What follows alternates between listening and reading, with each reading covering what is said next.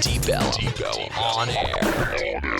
Only the best in local music. Do it live! From DFW and beyond. Deep Ellum on air. It's time to check out a new house. Whose house? The Glass House. The Glass House is having the ultimate 420 party on Saturday 420 at both locations. Glass House will feature food, drinks, and over $2,000 in prizes and a raffle at 4:20 p.m. Enjoy beats from great DJs, the Vinyl Vixens, DJ Miss CJ, and Starlight Party with the Go-Go's from Dance Impulse. Join the fun at our Knoll Trail and Montfort location in Dallas or at our Louisville location at 413 Round Grove. For more info, visit theglasshouse.texas.com.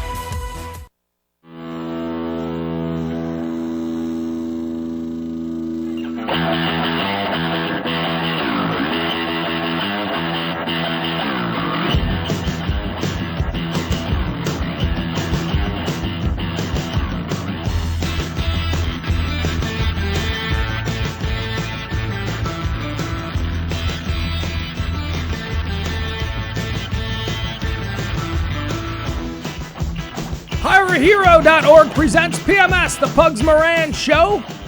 Heard every Monday through Friday, starting at noon, right here at DeepEllumOnAir.com. Okay, here's the deal with today's show. Today's episode of PMS. We're gonna go a little bit lighter today. Everything's been so, heavy the last couple of days. All this. Jedi just bolted out of the studio, leaving me all by myself. Which is all right, because, folks, I am a trained and seasoned professional. I'm not concerned at all. Let's start off with some really good news, and then I'll tell you about some of the other things that we're going to be talking about today. First off, who said it? This guy right here with his two thumbs pointed at himself. I said it. I said 72 hours. Didn't I? Did I not, Jansen? The other day said within 72 hours, we will see some cabin in the woods being surrounded by authorities, and they'll have a suspect inside. This breaking right now out of CNN. We'll see where it goes. Sources tell CNN's John King that Boston authorities believe they have identified a suspect in the bombings. A major development. Wow. And for them to put that out, in the media, you can go ahead and tell the media that we think we got somebody. That means that they've got everything they need. The net has been drawn. That tonight, at some point, if this source, and John King is not some douchebag. John King is he's one of the most legitimate out there right now. And he's married to that Dana Bash.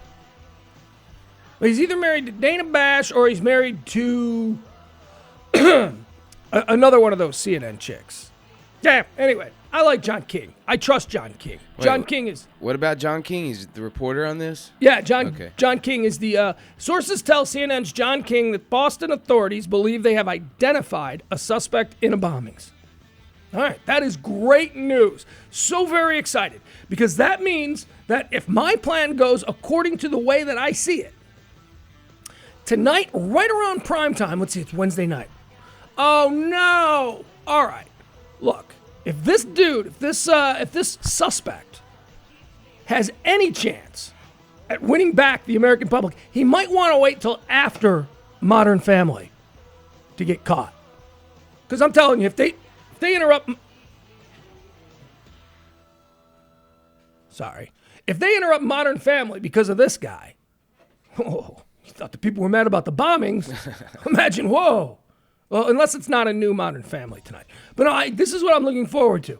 This story, sources tell CNN's John King that Boston authorities believe they have identified a suspect in the bombings. Now, this is a Boston police source. They went so far as to call him that on the television broadcast. I'm just reading right now the big banner on CNN.com. Okay. Breaking news, CNN's John King is told that Boston authorities believe they've identified a suspect in the bombing. Tonight, we may see the cabin in the woods being surrounded. We'll see this very John King, I imagine, standing on some rural road on the gravel. In the background, you will see what appears to be like a police roadblock. John King will be telling us, he'll be pointing at the woods behind him and say, we can't see this. Police have cordoned off the area, but in there is a, it's going to be that kind of a thing, a cabin where a man is holed up, believed to be involved with the bombings at the Boston Marathon. That's what we're going to see.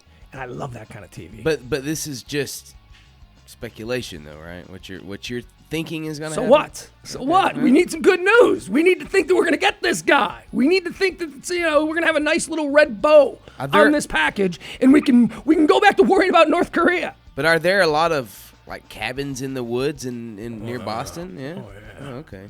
Oh yeah. Oh yeah, man. I mean, that's like, especially like up in New Hampshire and Vermont, all the ski resorts and all the hunting and fishing and maple syrup making. So, but what's the report saying? Sources tell CNN's John King that Boston authorities believe they've identified a suspect in the bombings. And that's it? That's it. Oh. But that's huge. Well, it is That huge. is huge. Yesterday, just last night before I went to bed, Drudge Report had the big headline, Boston authorities, trail gone cold. So as of last night, trail had gone cold. Now, as I'm walking out the door, I have CNN on in the background in my house where I always do, and I hear CNN now is we have John King. John, you're on, and he was on the phone. That was the other thing. John King was on the cell phone, so you know it's real breaking news. There wasn't a camera. He wasn't doing a stand-up. This wasn't prepared.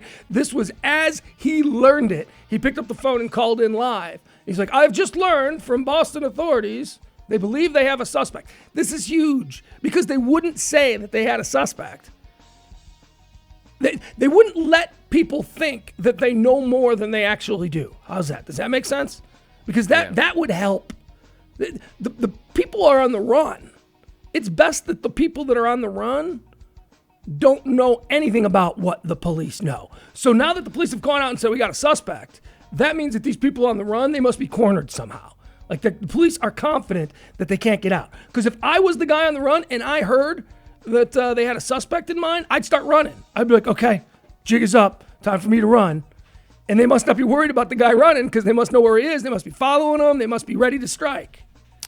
So when was the last time we've had something like this that the authorities didn't pretty quickly have a suspect or someone, within custody? Like, when was the last time something like this happened and they got away with it for a long time? Osama bin Laden? He got away with it for a long time. But we knew who he was. We knew who did it, though, is what I'm saying. Right, he just kept getting away from us. I'm saying, when was the last time something like this happened? Is it the Ted Kaczynski? Is he? No, because he signed his work. He had his manifesto that he released. Okay. We knew who he was, but he was in a cabin in the woods. It was all about finding him, and his brother turned him in. But we knew who did it, or did we just had this manifesto of a crazy guy? Yeah, we had a manifesto of a crazy guy. And then they publicized the manifesto. It became a big deal. It was all over the news, and everybody was talking about it. And Ted Kaczynski's brother in, I believe, Evergreen Park, Illinois, which is the south side right where I was from, which is where I think Ted Kaczynski was from too. But Ted Kaczynski's brother heard the rantings on the news and then read the manifesto and went, this has got to be my brother. This has got to be my brother. Because he knew his brother was a bomb expert and his brother was like a scientist and a really smart guy. And he had probably spent Thanksgiving on the phone with his brother hearing the very manifesto that he was now reading. So he turned him in and they got him. So Olympic Park bombing, that was a real problem. Was that the one in Atlanta? That they immediately got Richard Jewell, the security guard. They Americans wanted to string Richard Jewell up for a good year or so. And then everybody finally admitted, no, Richard Jewell, he didn't do it. We got the wrong guy, and we trotted him in front of the cameras, and we told America that this guy blew up the Olympics. And he was like, no, I didn't. I'm actually a security guard, which is all he was. Ruined the man's life. Destroyed Richard Jewell's life. He became an absolute punchline in America, someone who was hated. He was thought to be this crazy lunatic bomber. Turns out he didn't do it. Turns out they said he's sorry. Turns out he got like millions and millions of dollars from the networks, and he died like a year later. So, I mean, the poor guy, the guy's entire life, man, from 1996 at the Olympic Park bombings. So we don't know who did that bombing? Yeah, I believe they pinned that on Eric Rudolph or someone. We do know who did that. Okay. It was one of these crazy, I think it's Eric Rudolph. Do you remember Eric Rudolph? No. Since we're talking about crazy American, at least recent modern outlaws that have been running around. Let's delve into Eric Rudolph. Outlaws? I wouldn't give these guys that kind of credit. Well, these aren't these they're outside the law. These are You're grassroots right. terrorists. Yeah, you're right. There's a sort of a romanticism that's associated with Yeah. outlaw. Terrorist, on the run, American domestic terrorists. All right, let me see. Let's find out what Eric Rudolph did. I'm almost positive he's the guy that we blamed. I'm sorry, I shouldn't say that. He's the guy that did the Olympic bombing. He was living in like a dumpster or something. Hey, speaking of that, did you hear about this guy that they just caught in Maine? This hermit dude. There'd been all these break-ins for years and years, and they always suspected that some dude was living in the woods, but nobody really thought much about it enough to go after him. Turns out there's this dude. He's been living in the woods for 27 years, and he just steals shit from people. He's like a human raccoon. Wow. How crazy is that? He just every now and again steals shit from people. He breaks in, steals food, he steals, crap. He's not stealing like electronics because he's not going to go to a pawn shop, but he's stealing stuff to eat. And my God, how crazy is that? It is weird. Like a human raccoon. All right, the internet's working really slow for some reason. This is almost, never the case here. Oh, man. Yeah, my intranets and my interwebs aren't working up to my standards. So I can't really search Wikipedia. All right, I'll tell you what. Eric Rudolph, here's what I know. I know Eric Rudolph was a bad guy. Let's just let's pin the Olympic Park bombings on him, okay? All right, we're all in agreement. Let's see. A couple of the things that we're going to be talking about today. We got some good stuff today. I want to lighten it up a little. Of course, we're going to start out by talking about the latest in the Olympics, the Boston Marathon bombing. Also, we got hey, Jansen. Yeah. Check the mail today. Apparently, we all got to be freaked out about the mail now. You seeing this? Oh, the poison. It's sending poison through the mail. Yeah. 2 questions. Was it ricin? Yes, the letter that was sent to Mississippi Senator Wickerman. I don't know, computer's working too slow for me to pull up my notes. The computer that was sent to, or the virus that was sent to that guy, turned out to be ricin, whatever it was, tainted letter. But then today, now somebody sent something to Obama this morning. Oh, like, really? I didn't see this. At the White House. You believe that? Jesus. I don't know what's going on with that. What's going on in this world? But here's what I don't get about it, all right? Now, this is all a retelling of what happened in the weeks and months following 9/11. We started to have these, anthrax attacks and all that stuff. Today, or yesterday, the letter to the senator from Mississippi was identified yesterday. The bombings occurred on Monday. So either they get suspicious mail all the time and it's not reported, or it's just a coincidence. I mean, what are they trying to say? Am I making any sense? Like, for instance, it would take 2 days for it to be delivered by mail. So if it was in response to the bombings, I hate this government, the bombings, blah, blah, blah. They're trying to take my guns. Look, the revolution has started. They blew up a bomb at the marathon. Even if on the second that you noticed that happen, you wrote this letter and mailed it, it still wouldn't have gotten there yesterday. Yeah. So is it like the same guy? Because the last time we went through this, it wasn't the same. There was no connection at all between the terror attacks on 9/11 and the anthrax and the ricin or whatever that was sent to both NBC and the Congress. Well, wasn't the Wickerman, wasn't he from like Mississippi? Yeah, Mississippi. What does that have to do with Boston? I have no idea. Yeah. I have no idea. I think why it's probably just a coincidence. Or this happens all the time. And the media is simply feeding the beast. There is no other stories. So, hey, do we have any of those tainted mail stories? We usually get those once every couple of days. Let's run with it and see if we can't tie it in. Really, though? I don't think. Yeah. I think it must happen all the time. Stretch. I don't think For instance, okay, here's the thing. Yesterday at 6 o'clock, WFAA here in town put out a news alert that the hazmat team had been called to the Cable Federal Building downtown. They ran live streaming video on their site. Did you see the video? No. Did you notice anything about the video? I didn't see it. Oh, okay. The video shows the hazmat team getting out of the trucks and walking into the Federal Building downtown.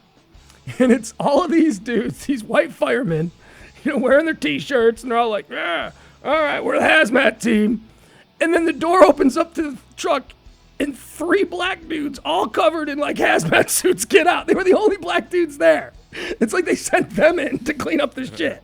It just struck me as very funny. The video is very funny. It's all these like white firemen acting like they're in charge, and then 3 black dudes in hazmat suits get out of the back and waddle into the building like they were space aliens or something. So what was it though? Nothing. Turned out to be absolutely nothing. Who knows? There was no follow-up story. So, see, there was no follow-up story. The media, WFAA, didn't break in to tell us everything was okay. See what I'm saying? They broke in. This is a special alert with a live feed coverage. You should be scared. You should be scared. You should be scared. But when it was time for us not to be scared anymore, that it was nothing, they didn't break in and say, never mind, it's okay, false alarm. So are you saying that if the bombing would not have taken place, they would not have done the whole breaking news at the Fed building? I'm thinking that, yeah, I'm thinking that these tainted mail things might happen all the time, but they don't cover it. Because maybe they've learned that it makes a nice compliment, a nice side dish to any act of domestic terrorism that goes on, and they know that they can always go back and, on the day after a domestic terror attack, they can always start, hey, we got a tainted letter. We can keep the story going another news cycle. Yeah, I hear it. I'm ignoring it. I was hoping it would go away. 877. I don't know what Bill that collector. is. Gotta be. It's gotta be, my man. All right, so, yeah, the latest is, Well, man, so you're implying that media manipulates people then, huh? Okay, am I implying it? Am I implying it? All right, so here's a couple of things that we're going to do.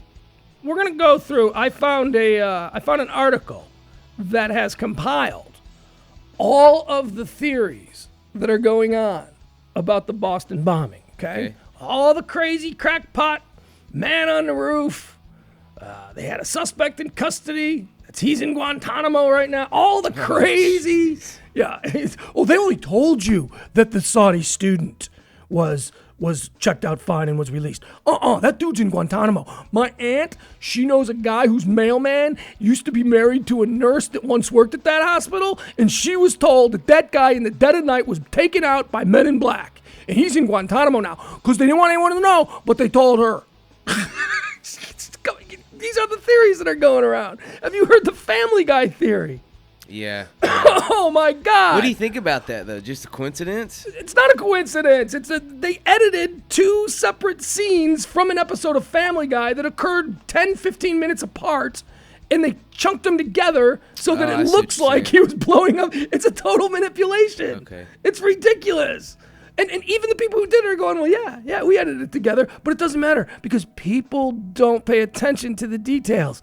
People are now running around seeing that, thinking that Seth MacFarlane predicted the Boston Marathon bombings on Family Guy. It's insane. We'll talk about all of those. Also, let's see, what else do we have here? I got a bunch of stuff I wanted to get to today. Okay, this. The other day, we were talking about the Eagles. And I said that they were the best-selling American rock band in history. Which is weird to me. They've sold more records than any other rock band in history. Well, I got an email from someone who said, no, that's not true. Good. It's Aerosmith. Oh. So I did a little bit of checking into that. And both the Eagles and Aerosmith claim to be the best-selling rock. But what isn't being debated is that they both have album sales somewhere around 150 million, okay? So I found this article about the best-selling bands of all time. And I want to go through it, and we're going to play a little game. We're going to play who do you think has sold more records? This person or this person? And we'll find out who. You are going to be blown away by how few albums great artists sell. And how many albums complete hacks sell.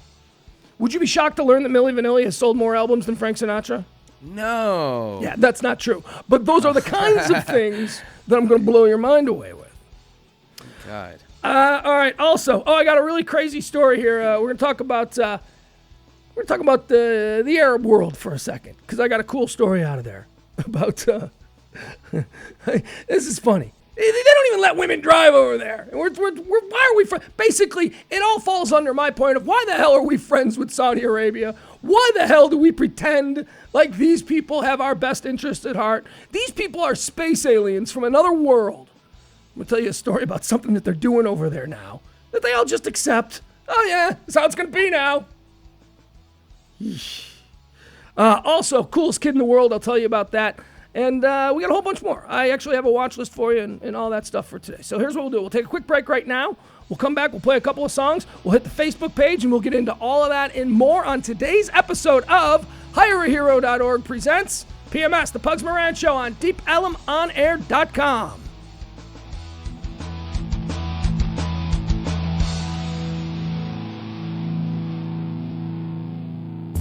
It's time to check out a new house. Whose house? The Glass House. The Glass House is having the ultimate 420 party on Saturday 420 at both locations. Glass House will feature food, drinks, and over $2,000 in prizes and a raffle at 4:20 p.m.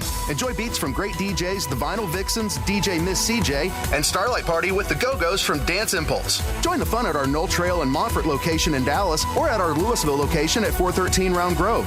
For more info, visit theglasshouse.texas.com.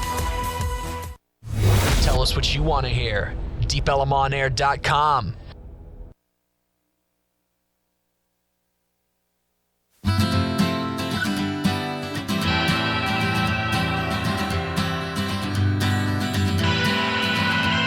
There's a fork in the road in front of me, at the crossroads of identity.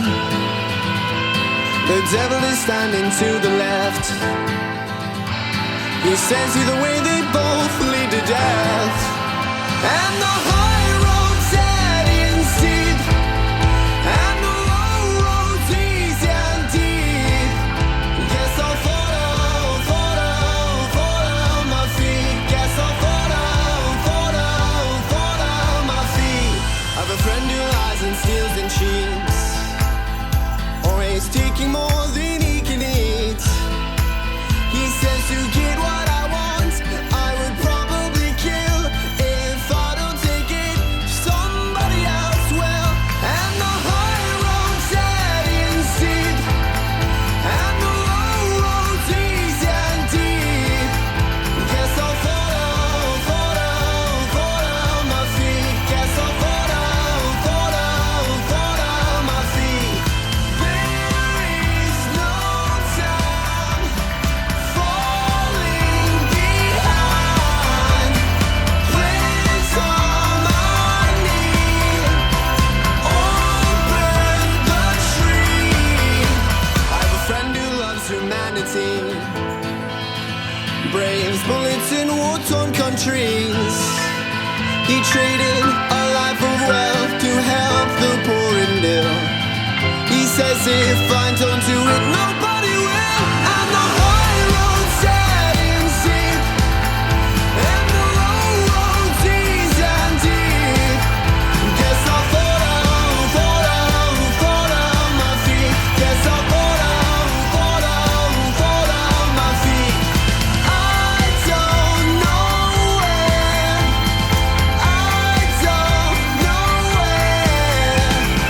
where my path will lead, but I'll fall on my feet. And I'll believe and keep me on the ground, and I'll keep walking to the sun. Fall on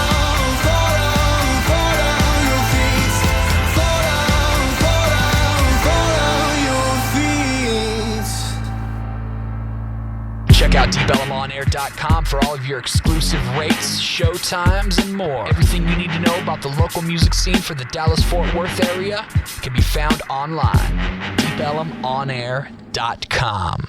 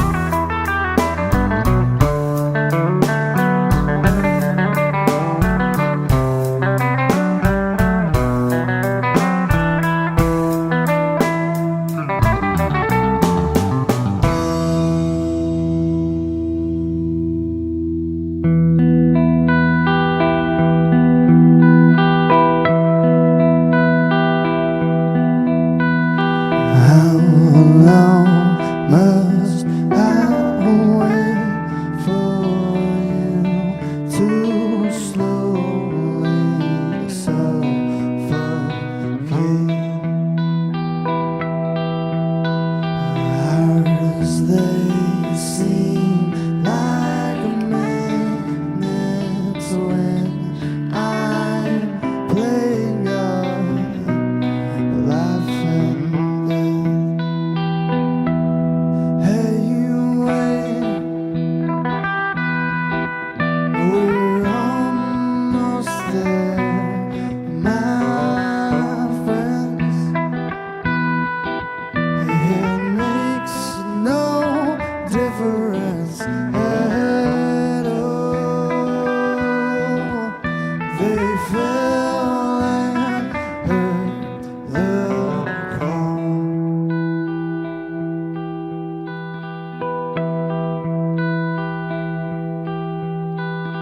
Hush, my darling, this will pass as surely as the night. Ours, they seem like a minute when I'm buying time, trading lives. Hey, you wait, we're almost there, my friend. It makes no difference at all. They fell and heard the call.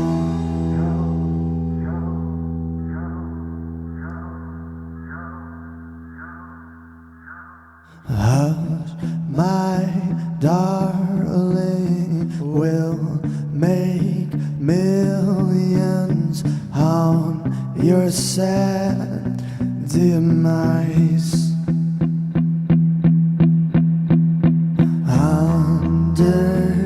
Understated what was broken just to throw it away again.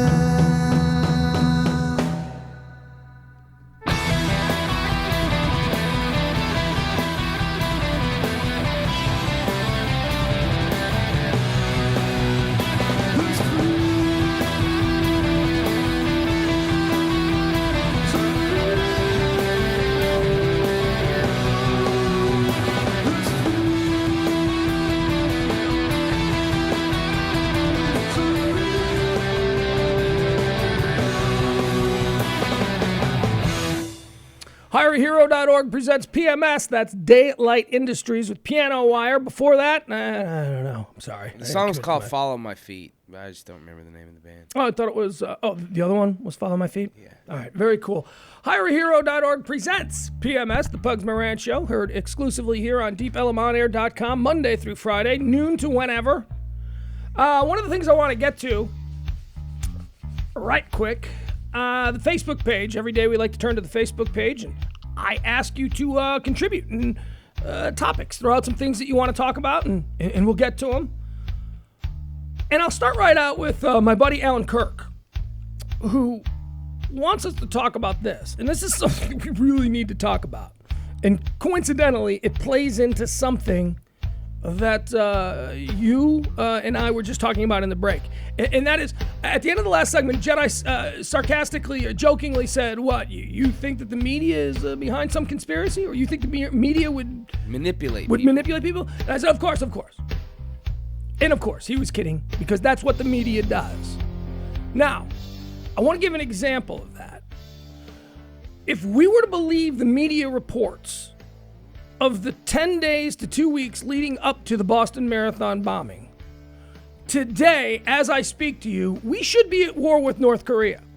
They should have launched a missile. We should be at all out. We should be sending ships to the area. It should just be where the world will be on the brink of disaster. That is the narrative that all of the news channels would have been feeding us had a real incident not occurred. Monday's real incident, the bombing of the Boston Marathon, completely threw all the scripts out the window. Everything that the media was planning on making us care about frightened by, whatever, was thrown out the window. Does that not disturb you, man? Because news is no longer news. It's like a business now. It's like Hollywood.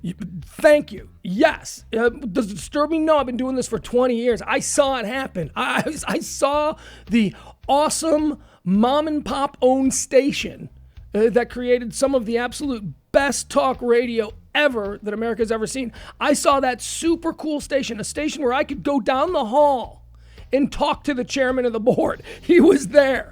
I saw that station sell out and become part of Clear Channel, and then I saw everything fall apart. And so yeah, I mean, I can believe it. I saw it happen. But what you said, the most important thing: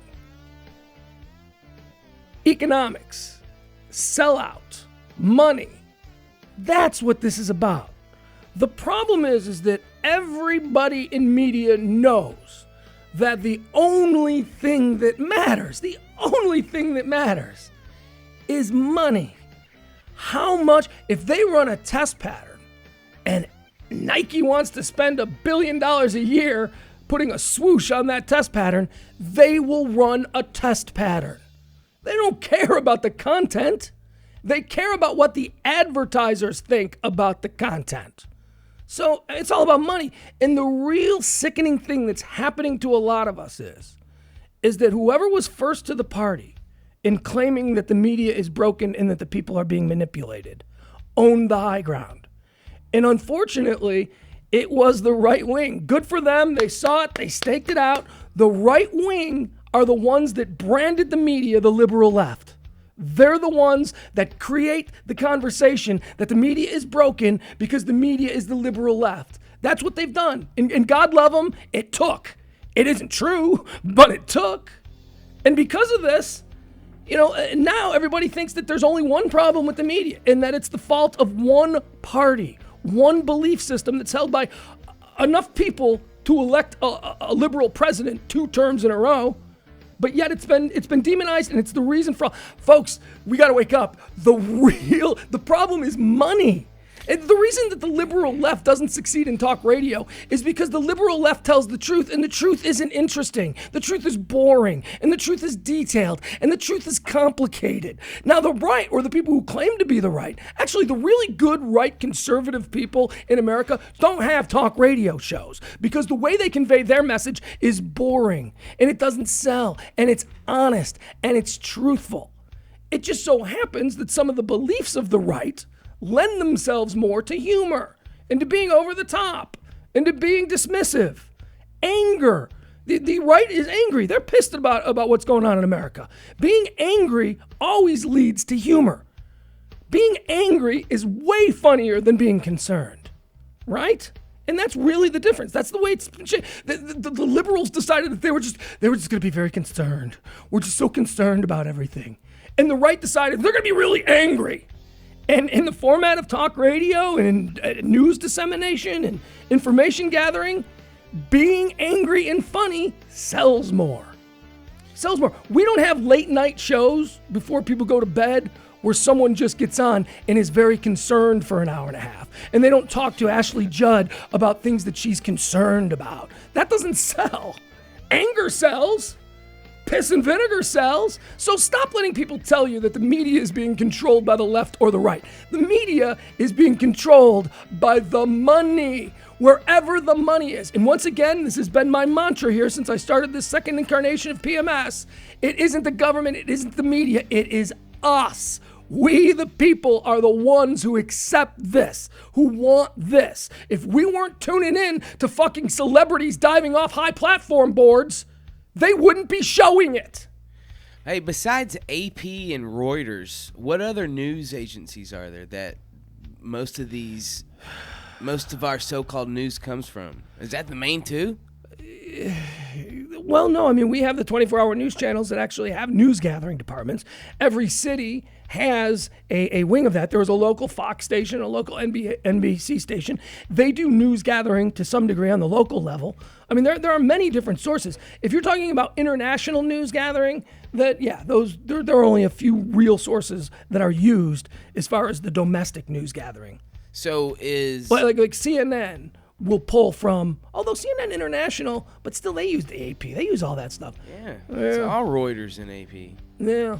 So, is our media almost like a monopoly? Well, I wouldn't call it a monopoly. I'd say that there's a degree of collusion going on. I think that our media is a bunch of different companies all competing for the same thing, which is the dollar.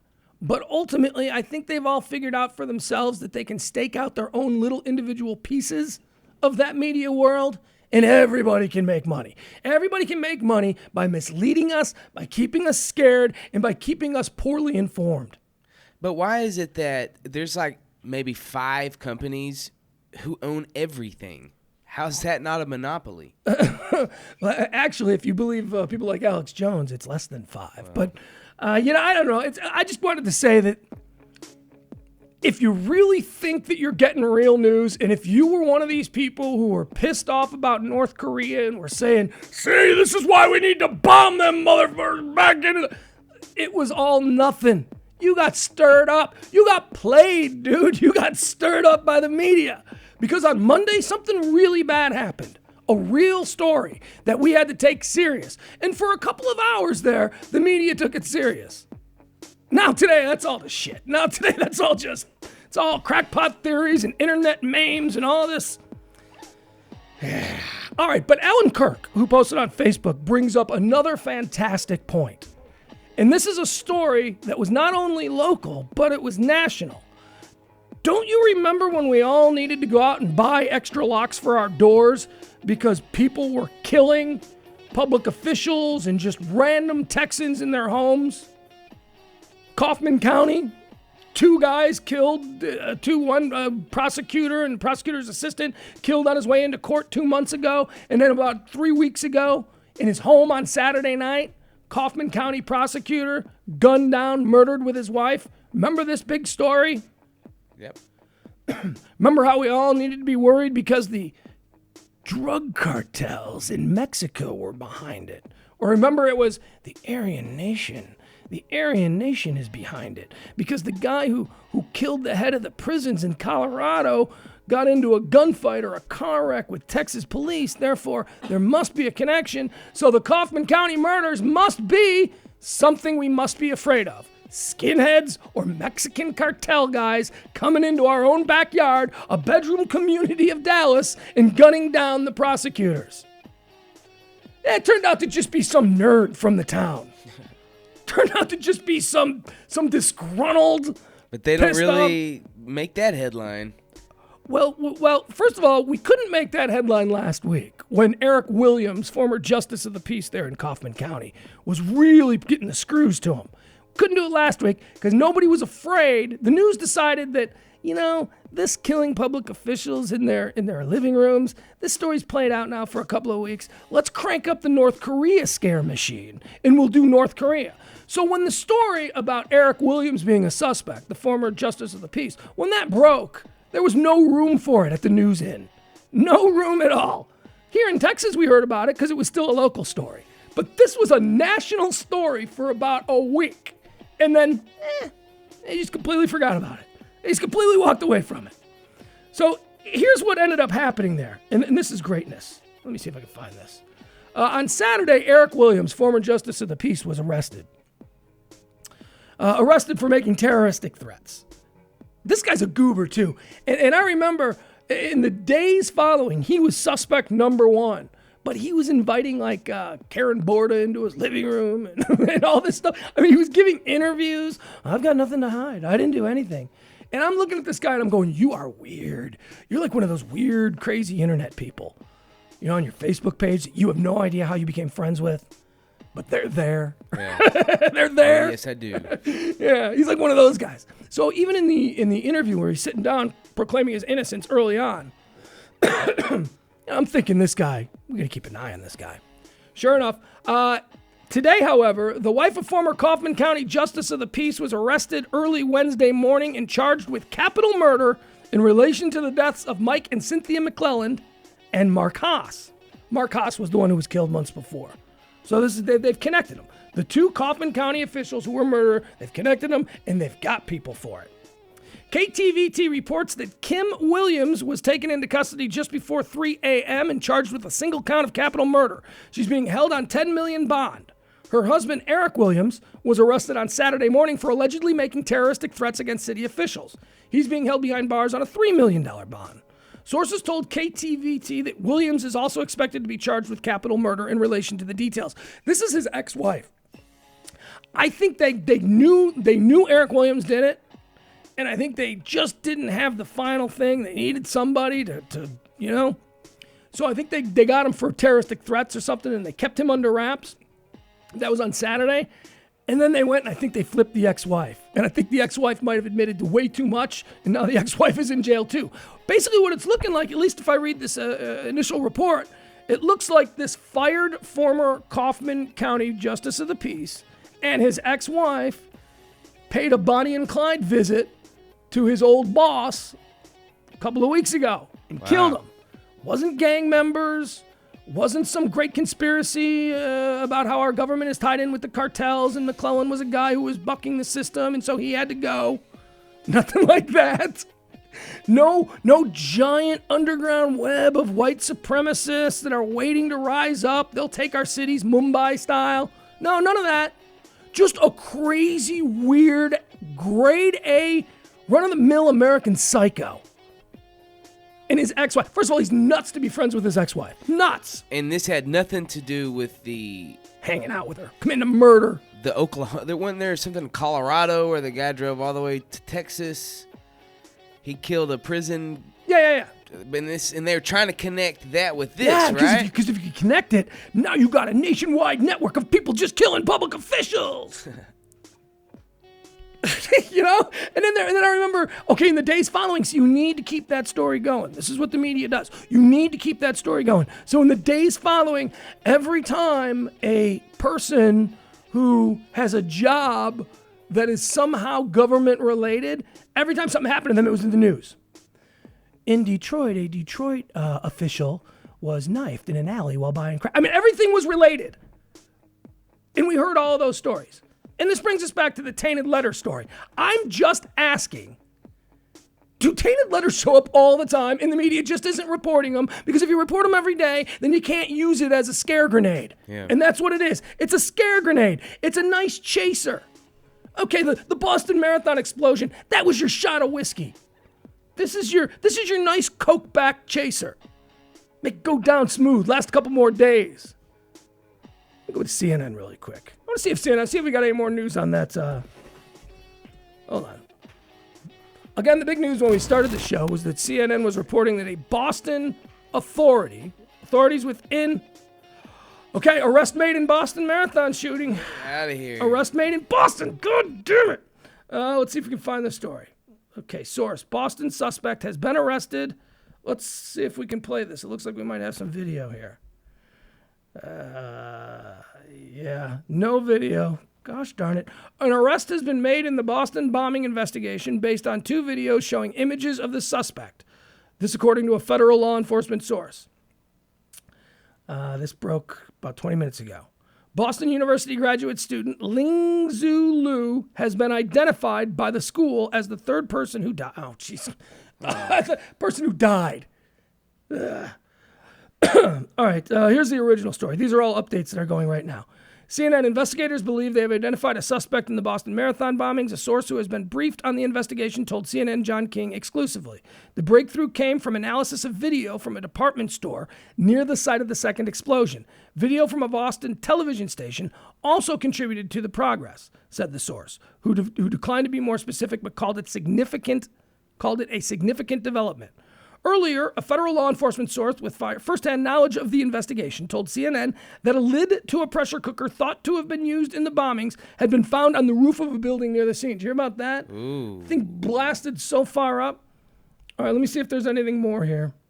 See, I'm just gabbing along, talking about the media. And look at me, now I'm a part of the problem. We have significant progress in this bombing, and I wasn't there to give it to you just as it broke, because I was going on and on and on about Kaufman County, Eric Williams, and the nerd and his nerd weird ex-wife. No idea that was. All right. Okay, Drudge Report is going with suspect identified. CNN is going with an arrest has been made. I would go with CNN because they've obviously had the tip on this from the beginning. Yeah. It was CNN's John King who called in, who said, I just got this. This is solid as hell. They have a suspect identified. And now just like an hour later, suspect arrested. Suspect arrested. What does that mean? Let me think about it. Take a quick break. Let's play one song. Let me see what I can find on this. Let's see where this is going. And we'll come right back. We'll do more of the Facebook stuff. But breaking interesting news. By the way, if you're playing on the Facebook page at John Pugs, and you can find any stories pertaining to this news as it breaks. And I may need some of you news hawks out there to be sitting in front of a TV, if you so can, and be telling us what's being said here. Did we get a guy? Do we have a guy? Is he in custody? We'll take a quick break. We'll come back. It's PMS, the Pugs Moran Show on DeepElmOnAir.com.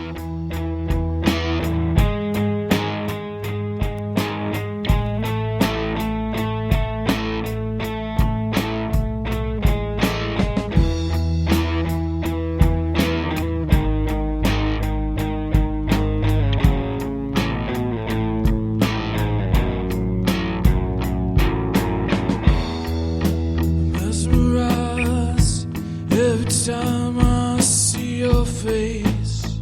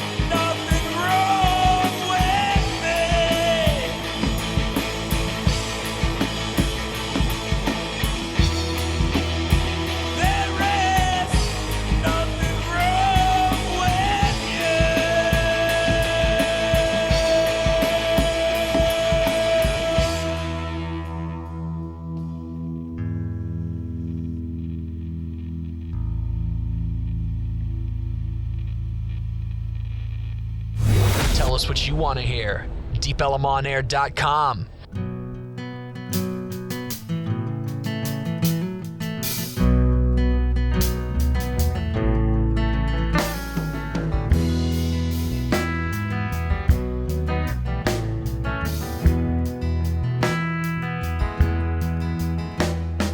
Wednesday, June 30th at noon, 1999. I barred up my windows and I locked my sad self inside. When I got tired of hiding, I could hear old Jimmy say, forget about tomorrow, there's nothing but the bottom today. And oh, Lord, let my head hit the pillow. I'm tired of weeping like the willow. You know it ain't that easy, living life day by day. Forget about tomorrow, I'm stuck on the bottom today. Wednesday, June 30th at noon, 2004. I locked up my heart and I buried myself in the floor. I quit hanging round with Jimmy, but I could still hear him whispering, forget about tomorrow, there's nothing but the bottom today. No, Lord, let my head hit the pillow.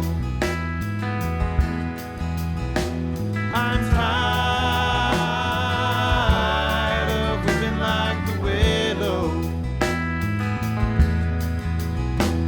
You know it ain't that easy, living life day by day. Forget about tomorrow, stuck on the bottom today.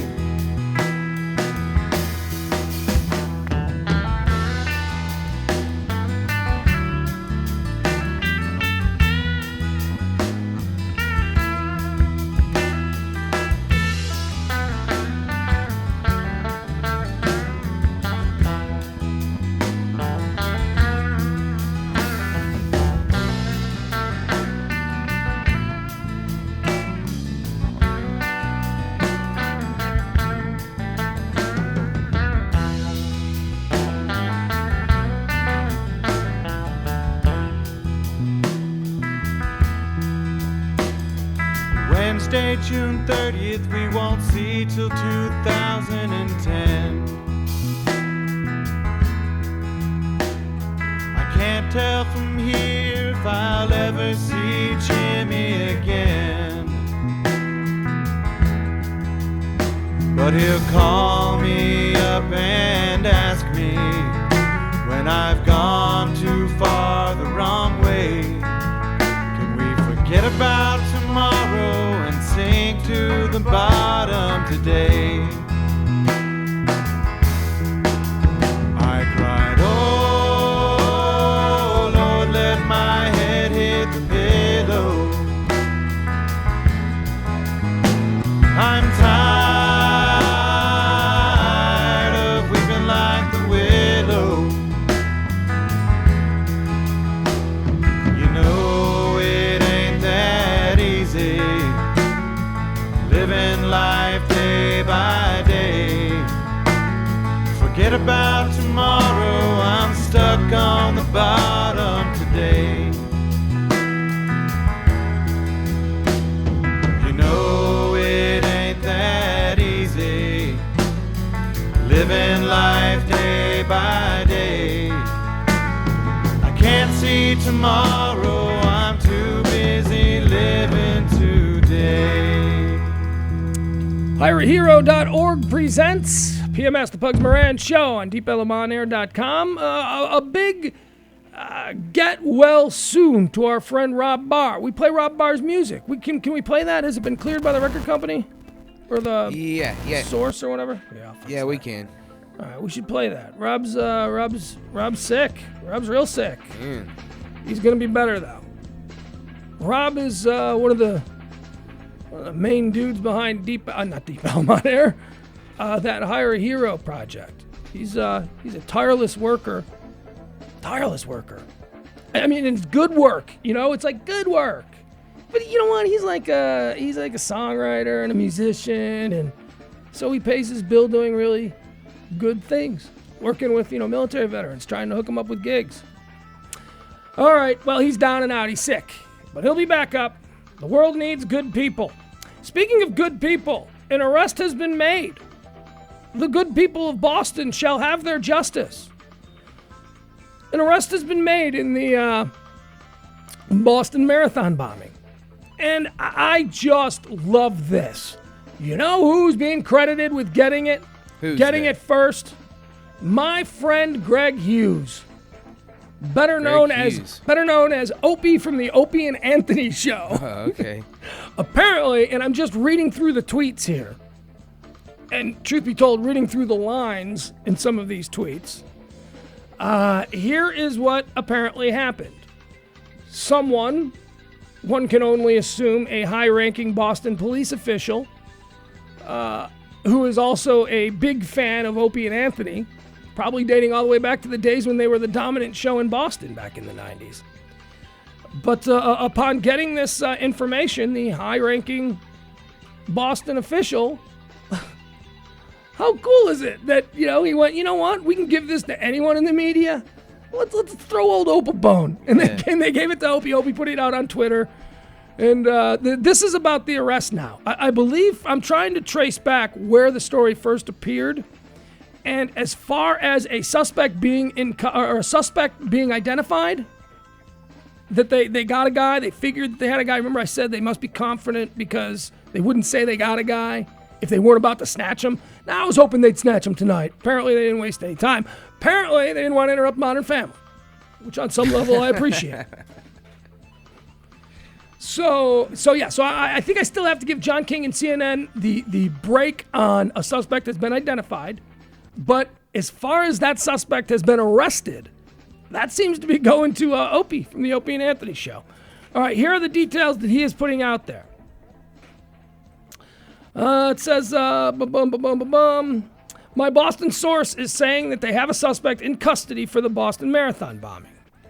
Followed by, suspect was caught on a department store video that we've also seen echoed in a CNN story about this. However, this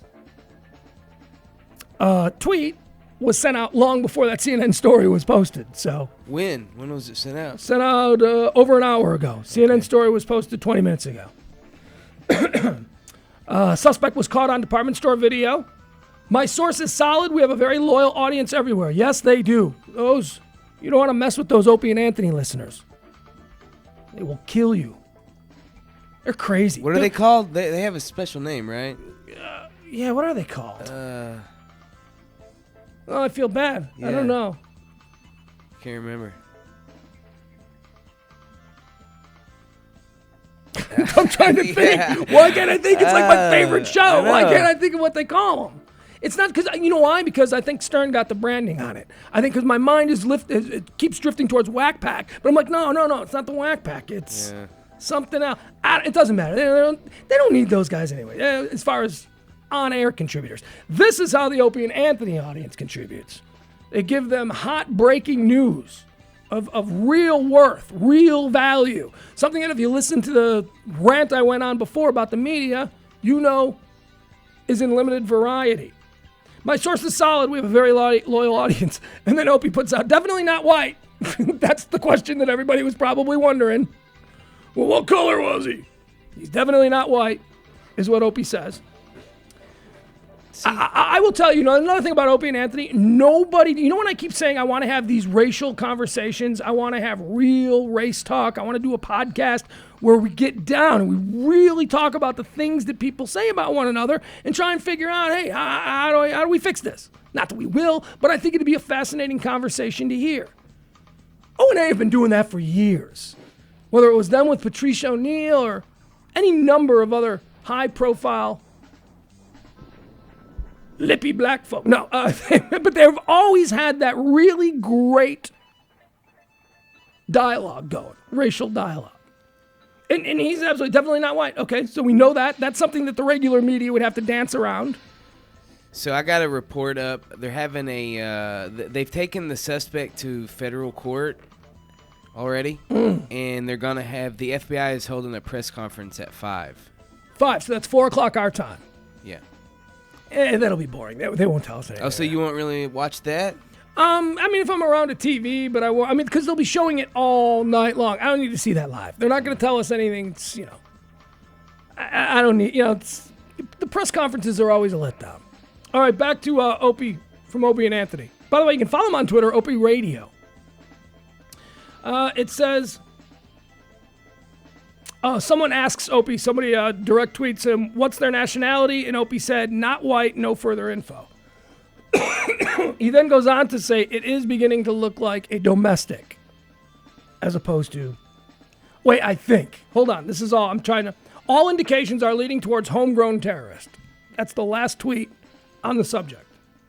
All right, so it looks like we got a guy based on Opie. I'm going with Opie. I trust him. Hell, CNN has been, shadowing them as far as the story goes. Let me see what CNN is saying right now. Do you find anything else? No, just what I just read. Can you read that again? Sure. They said that authorities have a suspect in the bombing in custody and are taking him to federal court. The FBI is holding a press conference at 5 p.m. and is expected to announce the news then. Okay, see, Or you can just listen to Opie and Anthony. Yeah, listen to them in the morning. Or you can follow Opie Radio on Twitter. Yeah, that's what I was about to say. You're following his Twitter right now and getting that info. Twitter, you know what? We're in the day and age where this is where the real breaking news happens first. Twitter is where it happens first. So you find a couple of people that you trust who follow the news. Like, for instance, Opie. Opie's a news junkie. I follow him because I know he's a rich guy who does a morning show who probably, sits around, watches the news for us, and tweets out all the bullshit we're getting spoon-fed. That's why he's a good person to follow. He's got the luxury of being able to concentrate on the minute stuff that we all tune out. As far as the little details on the video they have, apparently they have a suspect carrying and perhaps dropping a black bag at the second bombing. Yeah. I knew we were going to get some guy. I knew we were going to How could we not? With all that going on? I mean, all the cameras everywhere. This is where Hollywood has really been unfair to law enforcement. I mean, with all of these CSI shows and all these movies about how everybody gets caught, we honestly believe that all that magic and all that super luck and breaks that befall the characters in our favorite TV shows and movies also occur in real life. And they don't. They don't. Sometimes people get away with shit. But nothing like this, though. Well, that brings us back to the Olympic Park bombings. And by the way, I never found out if that was Eric Rudolph or not. Hey, and someone in the chat box didn't even know what you were talking about, the Olympic bombings. The Centennial Park bombings in Atlanta, 1996. That was a pipe bomb, right? Yeah, absolutely. I mean, 1996, is that person too young, or that they just not remember? I mean, it was kind of a big story. Stopped the Olympic for a few days, right? Yeah. Here. This might jog their memory. Well, who was it? It was Janet Evans, who was, hold on, let me see if they find this. Janet Evans was on NBC being interviewed when the bombs went off. Oh, here we go. Okay, can you pull this up? Here, let's see if, it says this is rare video. All right, here we go. Hold on. They're giving me the option to click out of this commercial in 1 second, and I'm going to choose that option.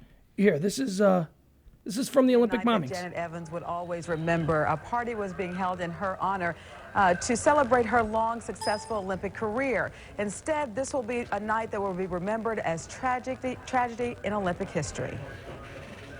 Swimmer Janet Evans was being interviewed by a German television crew during her retirement party at the Swatch Pavilion when the explosion rocked Centennial Olympic Park.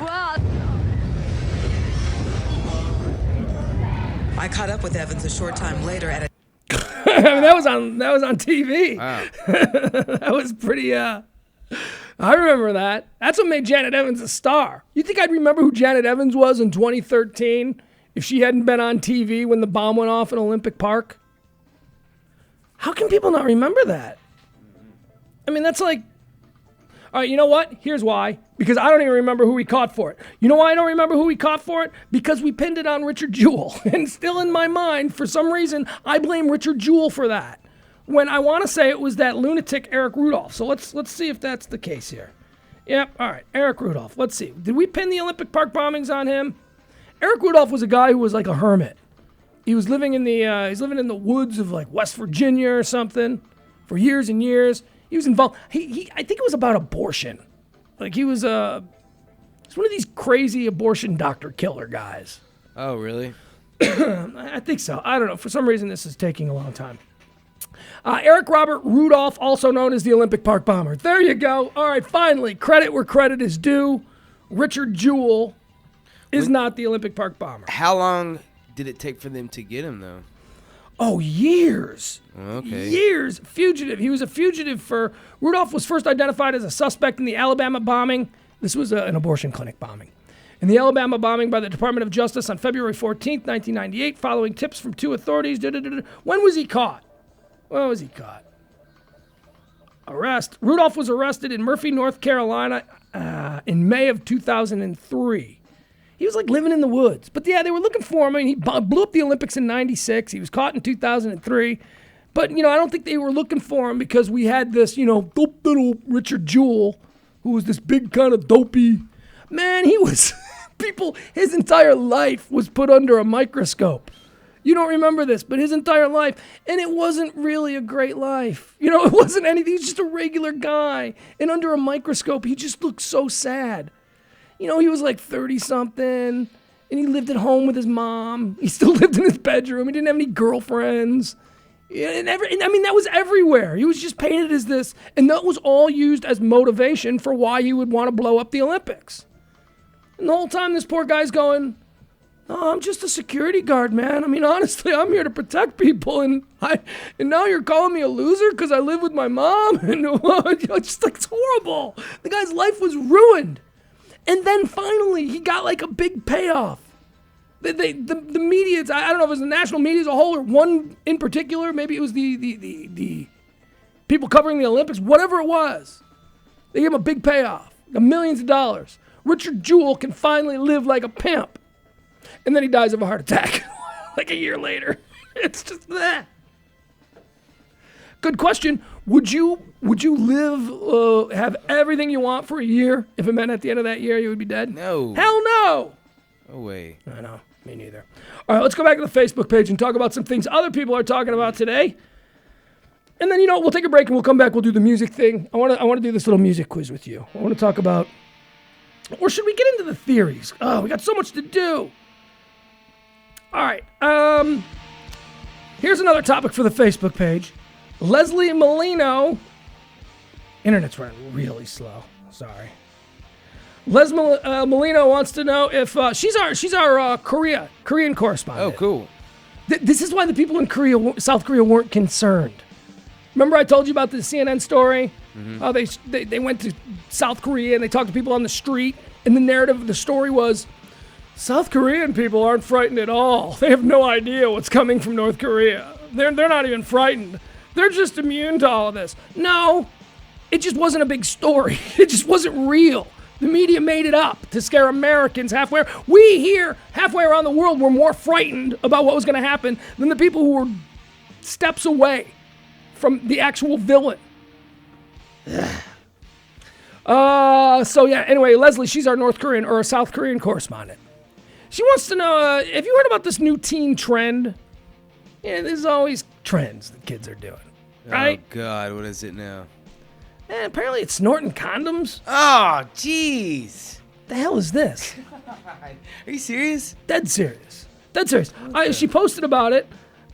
She says something like, Man, kids now are just stupid. Like, kids now. Seriously. Kids have always been stupid. No. They've dude. always been stupid. We've never snorted condoms and dropped alcohol in our eyes and there's all kind. You hear all kinds of just retarded stuff nowadays that is trending. Come on.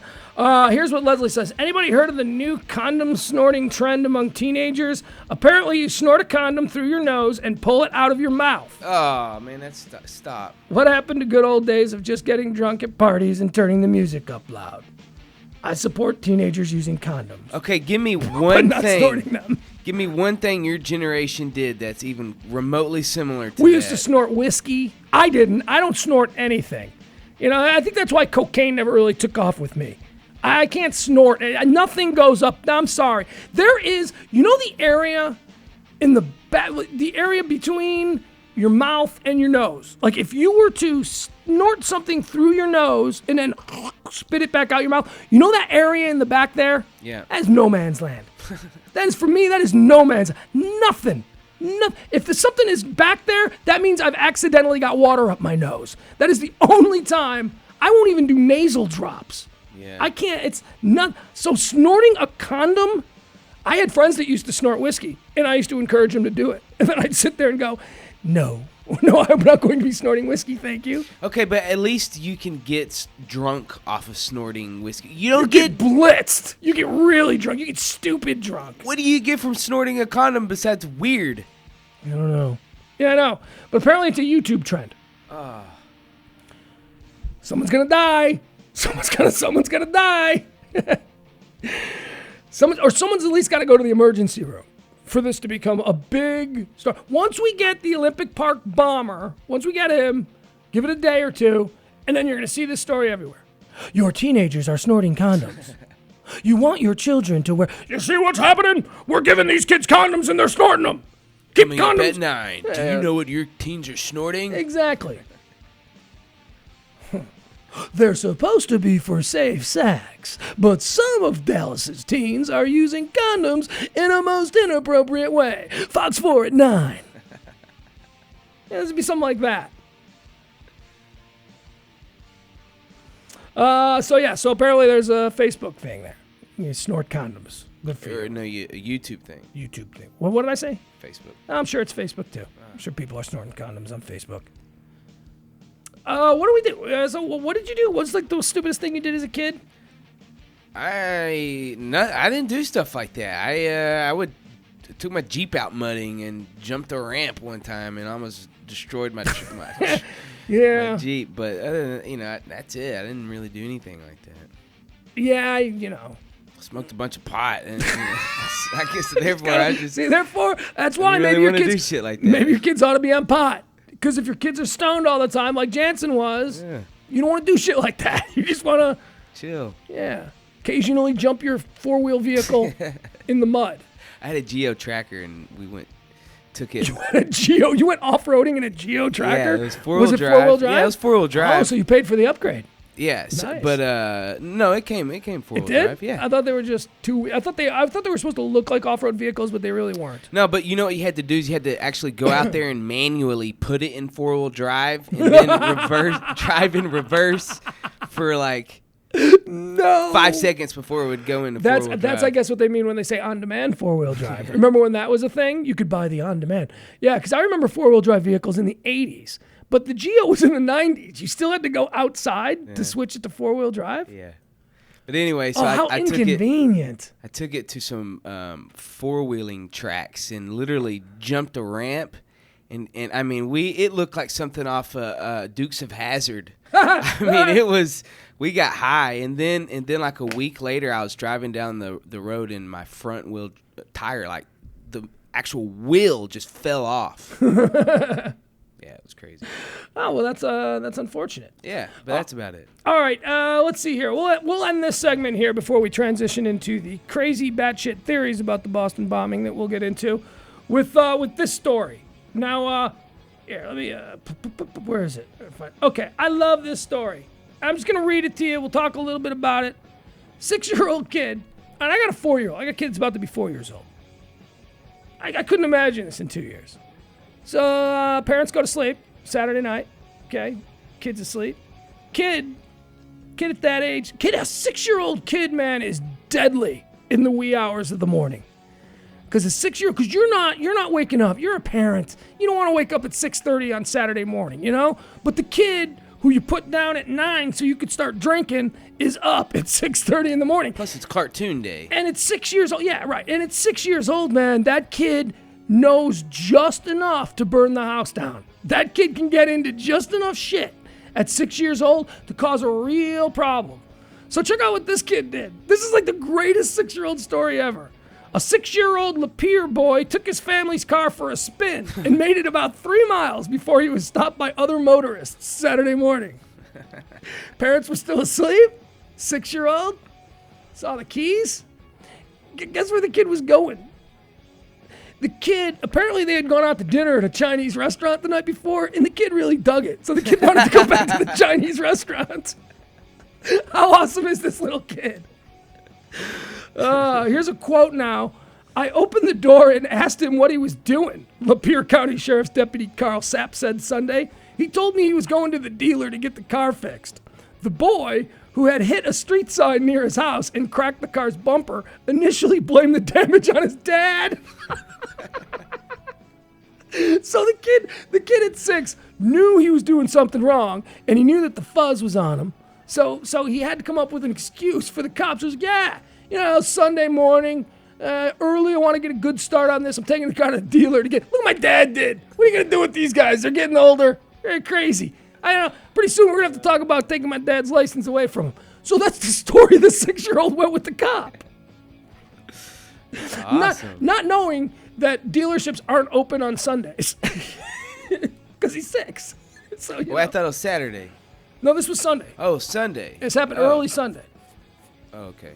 So it wasn't cartoon day. The boy who had hit a street sign near his house, and see, that's the problem. Sunday mornings, it's all religious programming. Yeah. No cool little kid's going to want to sit around and watch some cartoon, some Jesus message camouflaged by a cartoon. You don't want to watch that. He's smarter than that. This kid knows you got to lie to the cops. This kid is smarter than that. He's get some Chinese at 7 o'clock in the morning. Damn, what do they say about Chinese food? You know, he probably told that joke to the cop. Yeah, I woke up. You know what they say about Chinese food? You're hungry for it a couple hours later. Yeah, something like that. This kid rules. All right, so the boy's parents were home sleeping about 7:30 a.m. and didn't know the child was out cruising around in the family's Ford Taurus station wagon. The boy initially was heading to the Chinese restaurant where he had eaten dinner the night before. There weren't many other vehicles on the road during his joyride. He had never driven before, Sapp said. Nobody taught him. The boy told police that he'd watched his dad drive and that he had the seat all the way forward when he was stopped. So he's got the seat all the way up. He watched dad. Kids are smart, man. I'm telling you. And here's the other thing. You think kids aren't listening to shit you say on the phone when you're talking to... I was talking to I think it was my mom or somebody. I was talking about something that, my kid should know about. And then like 20 minutes later, my kid comes up to me and goes, so why is Aunt Betty a bitch? I'm like, dude, wait, no, your Aunt Betty's not a bitch. You're not. That was just an example. I don't even think I have an Aunt Betty, but anyway. But it's like that. Yeah. You think you can, at 6 years old, this kid was watching dad. This kid had this planned out for weeks. He was studying what dad was doing in the car when they drove. Because he knew that one day he was going to put the pieces together and he was going to go get him some Chinese food. I love this kid.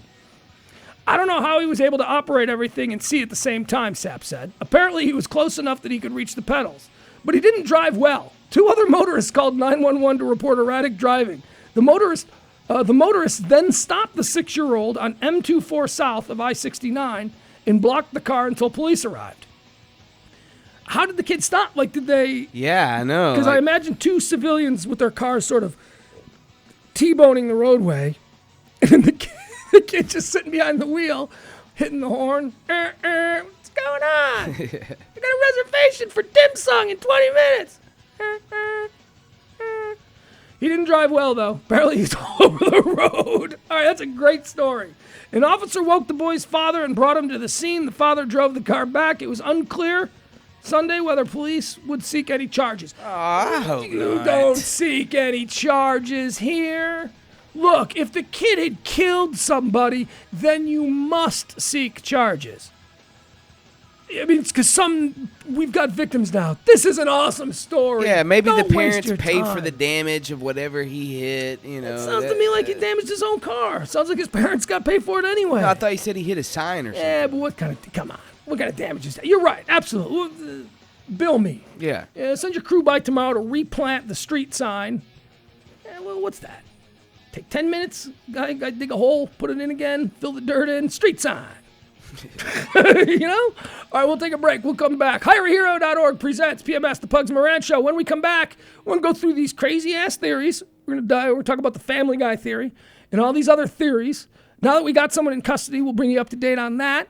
And at some point today, we're going to play this little music game. The music game will be fun. Quick break. We'll come back. It's HireAHero.org presents PMS, the Pugs Moran Show on DeepElemOnAir.com.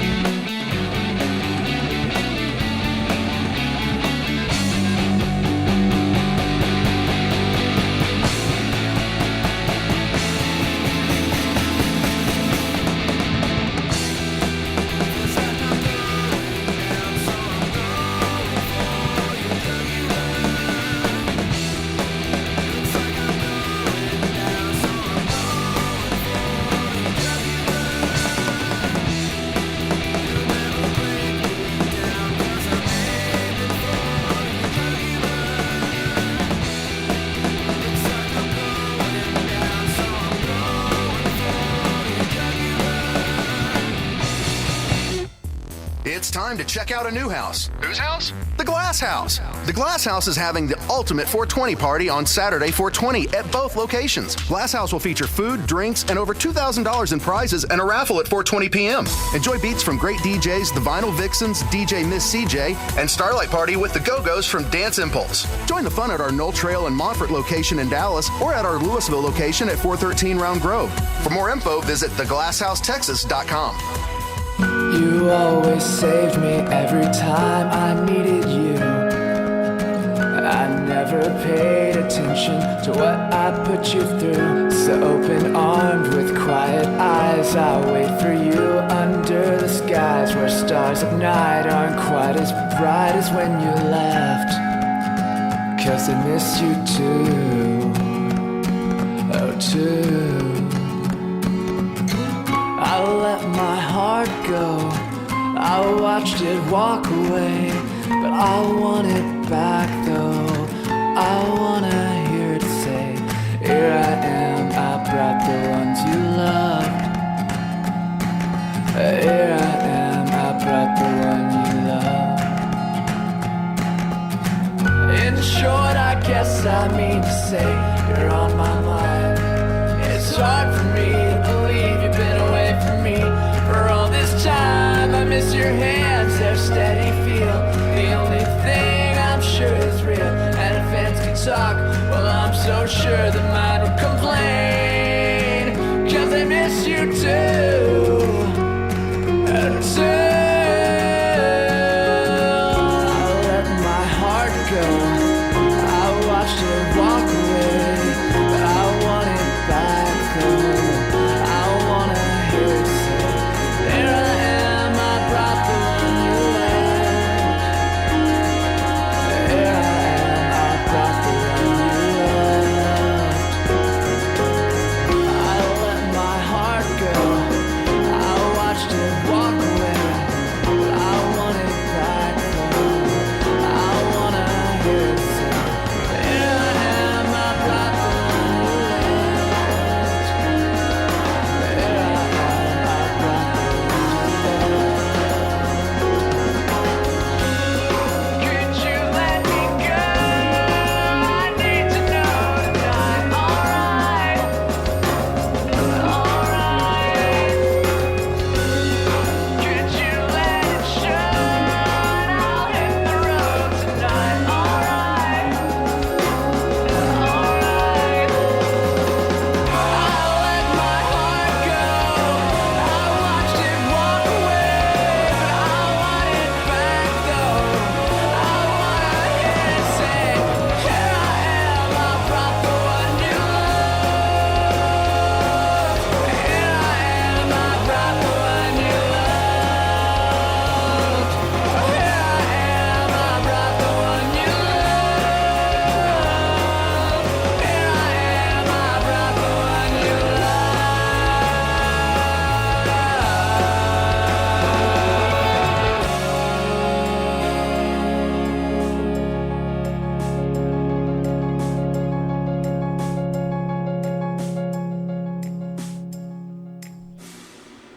HireAHero.org presents PMS The Pugs Moran Show, heard daily noon to whenever here at DeepElmOnAir.com.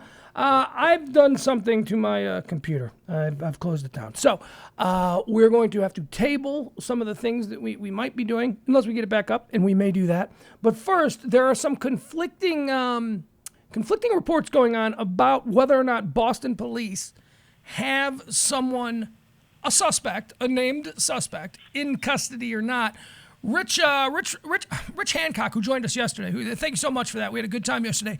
Joins us today. You've got some information concerning what the latest out of Boston is. Hi, Pugs. Yeah, I apologize. I would have called sooner, but this is the first chance I had. A friend of mine put up a post on Facebook that I saw on my phone saying Boston police have a suspect in custody. I went immediately to news sources, and Fox confirmed someone in custody, CNN saying.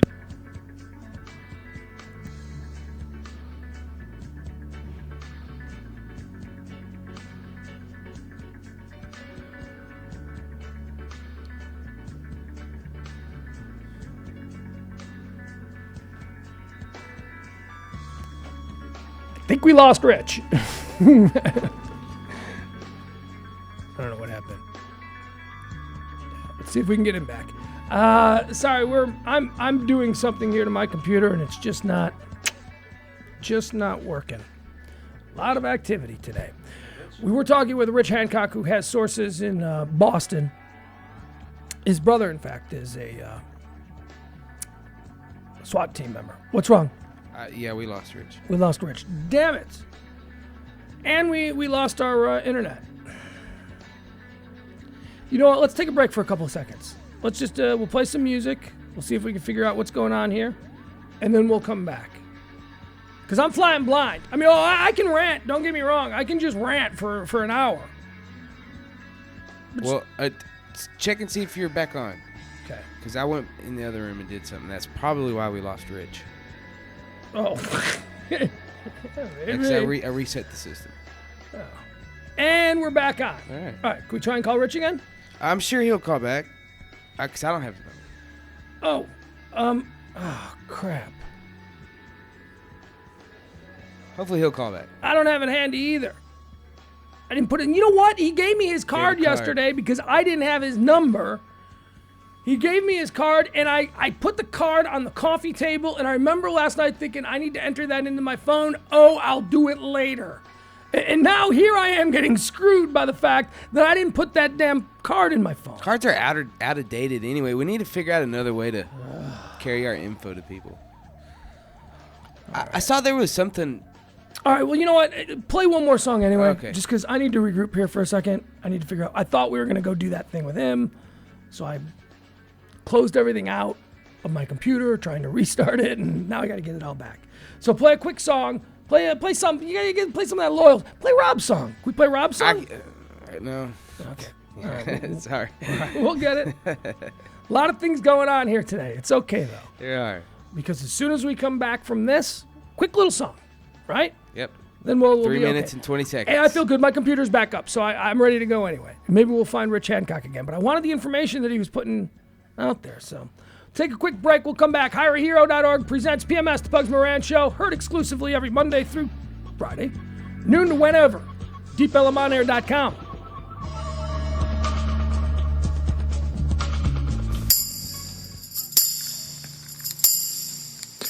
I said my feet won't touch the ground, so lay your head down. Lay your head down on me. I will rest now. Won't feel no stress now. I'm high like the moon now, and I will wait for you to protect me. Kill who's against me. I'm high like the palm tree. I wanna make love to you. I said my feet won't touch the ground, so lay your head down. I said my feet won't touch the ground, so lay your head down. Lay your head down on me.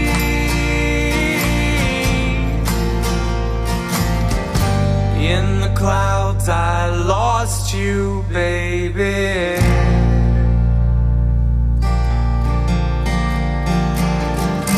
In the clouds I lost you, baby.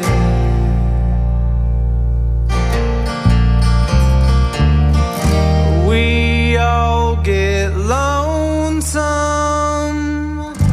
here.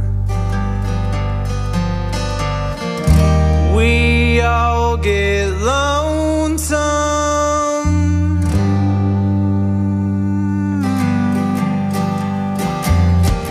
We all get lonesome.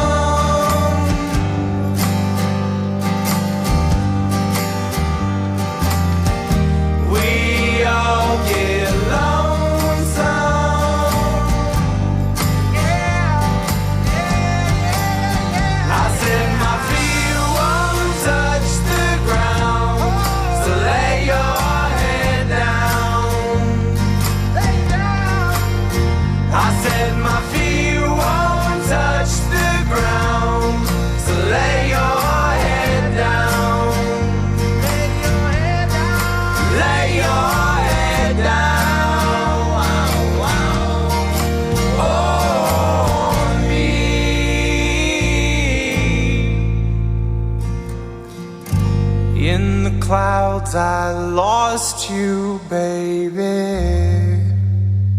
HireAHero.org presents PMS, the Pugs Moran Show on DeepLMOnAir.com. That is, of course, the dulcet tones of, that's Loyal Sally, right? Yep, Clouds. What's the name of that song there? Clouds.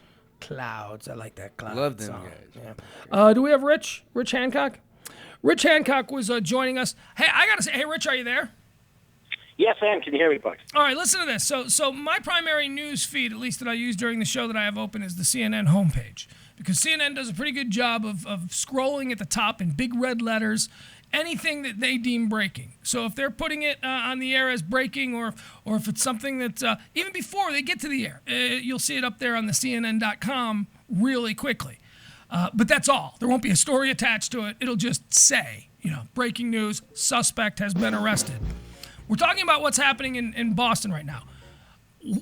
We've been reporting that there are conflicting reports. CNN has had the headline, suspect arrested in Boston bombing case. I click refresh, and now CNN's headline is, conflicting reports in arrest of Boston suspect.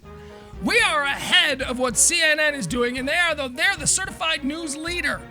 Conflicting reports. If you were listening to us here, you'd have heard that an hour ago. When CNN was just in, Bugs. Yeah, now tell us. Breaking news on the CNN television right now is Justice Department, no arrest made. Nobody in custody in Boston case. All right. Well, I went out on a limb for my guy, John King. He's the one who broke this, and I thought that would be pretty solid if he broke it. Let's give a listen to this. Here's a little audio of how CNN has been covering this over the past hour. The sources is a Boston law enforcement source who tells me that an arrest has been made in the investigation here in Boston. So the suspect that was identified has now been arrested? We would assume that. I've just been told that an arrest has been made. We know they had identified a suspect based on surveillance video, and they were then taking the further steps in the investigation just into us. And again, Fran Townsend has a second source in this as well from her sources that an arrest has been made in this investigation. A dramatic shift. We're waiting for the public briefing today at 5 p.m. here in Boston. We do know from other sources, I was told this morning, that the big breakthrough came, surveillance video. I know that a lot of these names don't mean anything to you, but Fran Townsend as an accompanying source on this, Rich, that's a pretty freaking solid source. I mean, she's one of the biggest names in domestic homeland security. Mm-hmm. So, CNN went with the story. Tell me what you're hearing.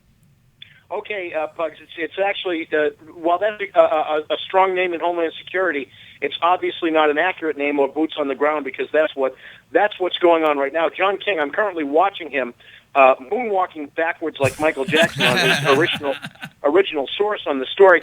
PolitiFact Texas actually posted, I got a tweet from them minutes ago, that their primary source confirming that an arrest had been made and the suspect was in custody is someone who's been subpoenaed for their inaccuracy on as being a source in the Aurora shooting story.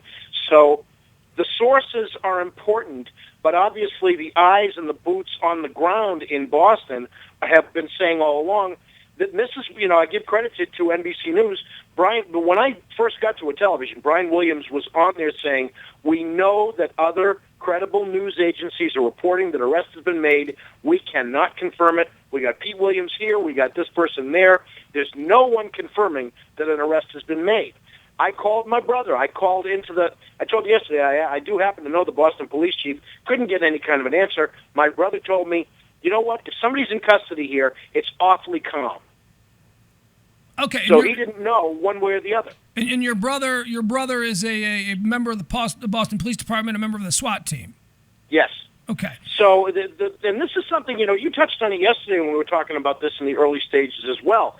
What has happened to the requirement to be right anymore? It's no longer about who's right, it's who's first. That's always been a consideration. You want to be the first one to get a story right, but if you're the first one who gets it wrong, and if everything you do is Dewey wins, then what the hell credibility do you have? Man, I just feel like there's got to be something to this. There's got to be. Because, all right, obviously there was a source that gave something to John King. You must assume that he's got a source that he trusts. And I'm guessing that source is somewhere in the Boston Police Department. Then I'm sure. Yeah. Then you've got Greg Opie Hughes, who is has a huge following in Boston, has been dominated mornings 15 years ago when they were just the local Boston show. He's got his sources, and he broke even before CNN that an arrest had been made, according to his high-ranking listener. And Pugs, I don't want to dismiss Opie because I like Opie and Anthony. I remember them on WAAF. They were rock jocks and shock jocks in Boston. But frankly, Opie's not there either. True. And whoever he talked to may have said, hey, I want to let you know I heard something about something. I know they've got people of interest. CNN has also been showing over and over again footage of someone putting a bag down in the proximity of where the bomb went off. I think they have people of interest, Bugs. But right now, they're trying to say someone's under arrest.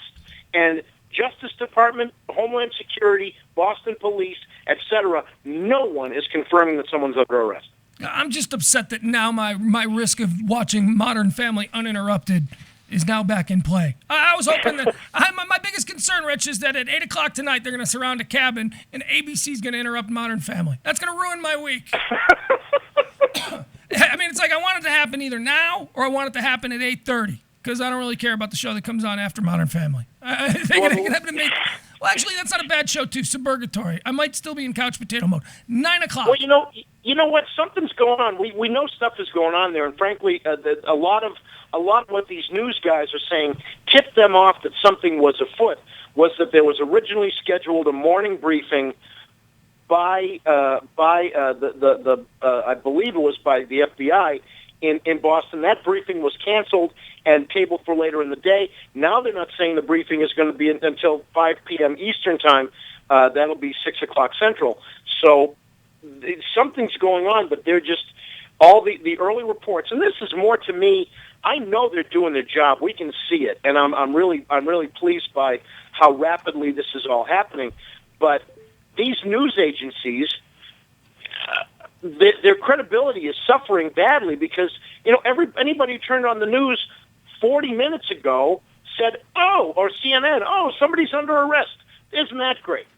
And like you said, all of a sudden you refresh your screen and it's conflicting reports. Yeah, I was walking out the door to come do the show, and the last thing I heard as I was locking the door behind me was John King say that a suspect has been identified. It had all the earmarks of a legit breaking story. He was not on camera. He had called into a live show. They interrupted a live show on CNN to take his phone call.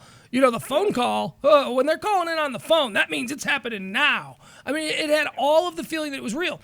And then as the day progressed, 20 minutes later, Opie started tweeting that not only did they identify a suspect, but they have a suspect.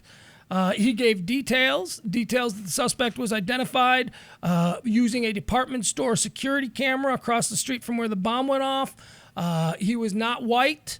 That was the only information that Opie had. And I had info that they were already taking him to federal court. Yes, and that he was already being arraigned. There was a story that Jedi found as this was breaking that said that he was already on his way to federal court as we were discussing it.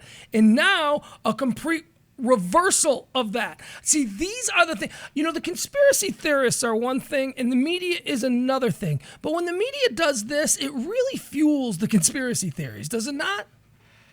Absolutely. The first thing I think of is when in 2000 when all the news agencies had reported Al Gore had won Florida, and that was probably the turning of the election. And 40 minutes later, they reversed themselves on it. And from my side, from the liberal side, people were saying, "Oh my God, that someone came along and stole this after it had already been decided." Well, yeah, you're right. This is exactly the kind of thing that makes people lose trust in these legitimate news gathering organizations. Now, when Opie reports something that he heard from a friend who's high up in the Boston police, who probably has credible information, I don't blame Opie. Frankly, I'd rather get my news from Opie than from Matt Drudge. Yeah, me too.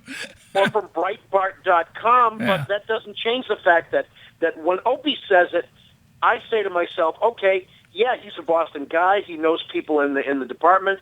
Maybe there's something to it, but when he says it, I don't say that's a legitimate news organization that's verified their sources. That's what I expect from John King, Pugs. Yeah. You know? Well, the reason I gave it credibility is, one, because I know the guy intimately. I know the kind of man that he is, the kind of person that he is, and he is a good dude, and he's into this stuff. He's a news junkie.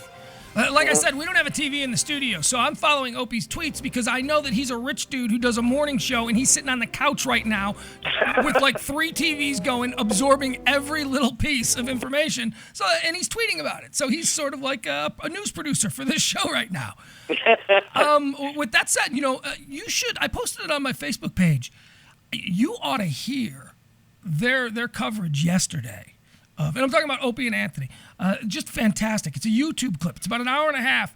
It is just such a refreshing style of coverage. It was serious, but it was also appropriately humorous. Where things that needed to be ripped on and we could all laugh about were being ripped on, and it was just really well done. I would suggest you check it out. It's on YouTube. I'll send it to you, Rich. You'll really enjoy it. And that's I will. And that's why I thought to follow Opie today, because I know that they are really following this story, and they're really utilizing all of their friends in federal law enforcement have been calling in, and that's all the guests that they've been doing in the last couple of days. So I know that he's following it. I think that your source is unimpeachable because I know your credentials. I also think his source is probably unimpeachable because I know the people he knows. This is a tornado storm of information. We need to listen and just kind of wait, I think. Hold on, let's listen to a little bit more of John King, okay? This is more of his report on this from CNN. Okay. John King. In progress, by the way. Very close proximity, just a little bit more than a block away from where we are right now. Right near the site of the second explosion, had a fixed camera. We are told it captured an individual placing and then leaving what they believe to be the second explosive device. Video enhancement allowed them to identify that suspect. And again, I have a Boston law enforcement source. Fran Townsend, our national security contributor, has a second source saying, in fact, an arrest has been made in this investigation. We're speaking in the early afternoon hours on Wednesday. So a little less than 48 hours after those 2 explosions killed 3 people, injured in the ballpark of 180 more. Dramatic progress by law enforcement officials overnight and this day in this investigation. We're going to get Fran Townsend on the phone, and she'll presumably be... She's on the phone. See? This is more legit than if they had time to do makeup and getting camera range and all that stuff. Or on the phone, this is breaking. Back to it already in progress. Able to get us some more information. Just to keep you up to date on what Fox is doing, Pugs, while the Fox News Network is still, scrolling their banner, FBI reports no arrest made. They were in, box inside the picture inside the picture. They were showing the Fox local affiliate, Channel 25 in Boston, saying that arrest is imminent. Okay, in the bombing. Oh, but we learned last week what imminent meant when the State Department issued the report on North Korea as a missile launch was possibly imminent. Yeah. I didn't really know that anything could be possibly imminent. I thought imminent meant one thing and possibly meant another. Exactly. News is stuff that happens, not stuff that might happen Yes. or we think is going to happen or we expect is going to happen. That's, when you use possibly, that's obviously you don't know. But, what saddens me about this really is the guys the news, legitimate news people who got this wrong. And a lot of people got it wrong, and I know that the people on the right are going to be mortified that NBC refused. But that's the thing. Do we know if it's wrong yet? Do we really know that it's wrong? I mean, well, as of right now, yeah, we do know it's wrong. When the story says arrests made in Boston bombing and no arrests have been made as yet, we know that that's wrong information that was put out by Fox, by CNN, and was not put out by NBC. So we know that saying an arrest was made an hour ago was wrong. But would you not? This morning was wrong. Okay, it's wrong right now based on the criteria of the absolute confirmation coming from the government. It's wrong by that criteria. It's wrong by virtue of the definition of the word arrest. Okay, and I'm not a conspiracy theorist, but is it not possible that in this electronic age of Twitter and Facebook and people leaking things, is it not possible that there really has been an arrest made? They just weren't ready to announce it yet because maybe they're closing in on other people and it just got out? I mean, isn't that possible? I don't think so, because by virtue of procedure, they'd have him in custody. If an arrest was made, the procedures required, and that they would be mandated to follow so as to not go astray of procedural requirements in the law, he would have had to been taken to where he would be detained and questioned, and that would be the Boston Police Department, and that's not happened. Jedi. So an arrest, and a formal arrest has not been made. Well, he's saying formal arrest, but couldn't somebody be detained for questioning and not be under arrest? No. Couldn't he be under arrest at a CIA safe house somewhere? I mean, I don't think they could get a flight to Gitmo quite that quick. No, well, I'm not saying Gitmo, although people were putting that around that, oh, he's already gone. What I'm simply saying is that, maybe the cops are lying. Maybe the officials are lying right now because they can't believe that the lid's been blown off this when they still got 2 or 3 other guys out there that they plan on arresting at dinner time. And now these guys are hearing that the net's closing in. I mean, isn't it possible that they got them, they're sitting on them, and they're just lying right now? And later tonight, the police will say, yeah, we were lying, but it was for security reasons. It was for in the best interest of... I mean, isn't that possible? Of course it's possible. Sure it is, and that's entirely possible. And what is absolutely, if you want to call it in the vernacular, imminent as a result of that, I am Joe Schmo who got arrested's lawyer, and I walk into court and say, Your Honor, I demand a mistrial be declared in that my client's due process of law under the Constitution was violated by their inability to seek legal counsel. And There you go, Rich. The Constitution seems to apply to everything except when it comes to things that freak the shit out of us. If it scares us, that's all right. I mean, I could see them seeing this as a precedent-setting arrest. They'll fight. They'll do everything illegal, but in the end, they'll say, this guy is a terrorist, and this is how we got him, and the American people will be okay with it. Probably make its way all the way up to the Supreme Court, and before you know it, it'll be free. It'll be a free-for-all when it comes to gathering, suspects in terror cases. I'm one of these results-oriented guys when it comes to terrorism. If we get them, that's good for the entire world. I am, however, a bit consciously soul-searching a way to make that right with myself because I realize that that's wrong. But when it comes to terrorism, sorry for another cliche, but any port in a storm. Pugs, I understand. We're both parents, and I appreciate your feeling on it, but I can't help but still really worry about how they make the sausage. Okay? Because you're looking at the long run. You are looking in the long run. How is this going to change the fiber of America? And you are absolutely right. We're a different kind of people. We define freedom differently. But since we brought up the example in the conversation, the whole reason why a Guantanamo Bay detention camp exists is so that, or the renditioning of suspects to other countries is so that they will not be subject to the laws that are required on American soil. And I was reading a citizenship test thing, just a quiz thing a while back, and who do the laws of the United States and the Constitution apply to? They don't just apply to citizens. They apply to every person in this country. Foreigners. This occurred in this country. All these, due process of law has to be followed in this country. Otherwise, we throw the whole thing out and start from scratch. I know that's a big issue. Everybody, whether you're right or you're left, and you are admittedly progressive in mind, they all have the Constitution as some sacred document.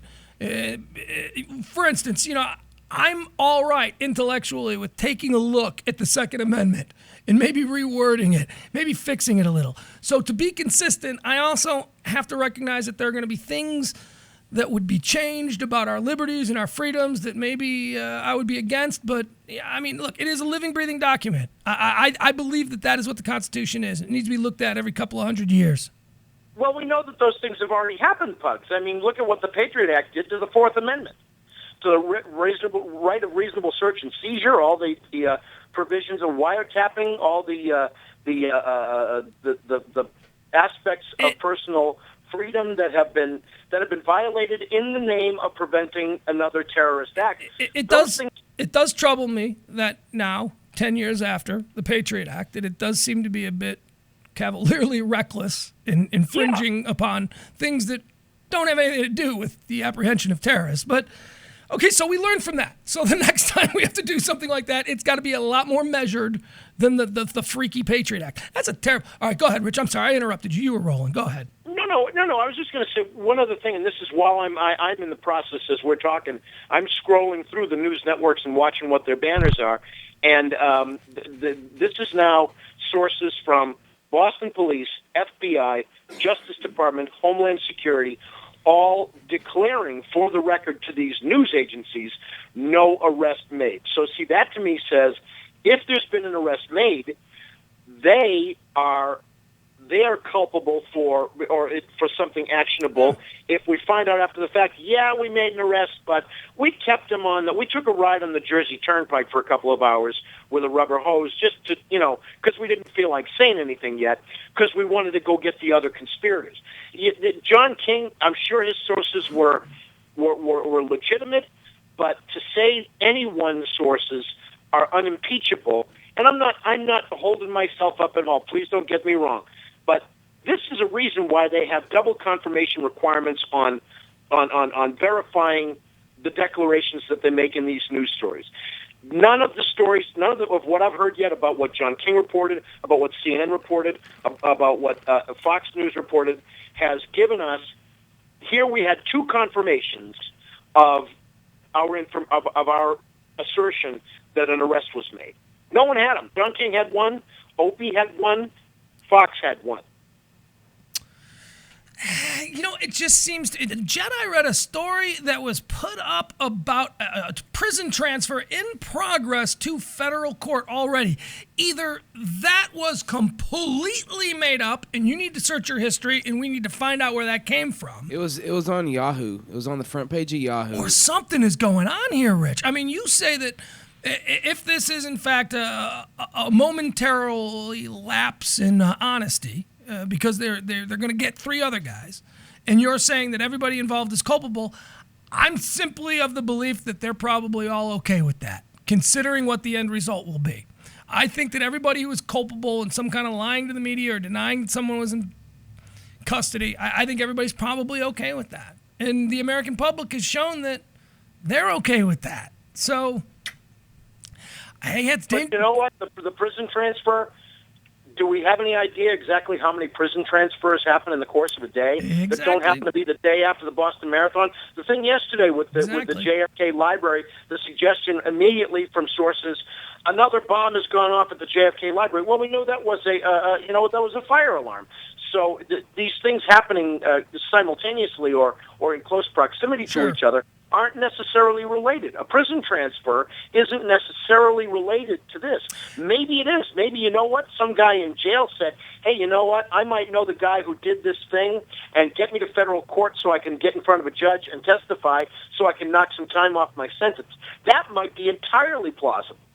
Yeah, you're absolutely right. I was talking earlier today about this whole tainted mail situation that we have and how it's so reminiscent of the weeks that followed 9/11. And I asked this question, and I honestly, sincerely, this is a question I don't know. Couldn't it be that like every couple of days, some federal office somewhere gets some piece of suspicious mail, but it's just that it plays so nicely with the events of Monday that now they're just reporting them all? I mean, my God, WFAA last night, they put a live stream on their website because there was a hazmat call to the Cable Federal building. I mean, how many times does that happen in a year? But it was something that was tied into the Boston bombings to keep us all scared. We're not even safe in Dallas. I mean, that's all this is, right? That's just capitalizing on events that occur, and that means more viewers. Yeah. We have live team coverage of a breaking story at the Cable Federal building.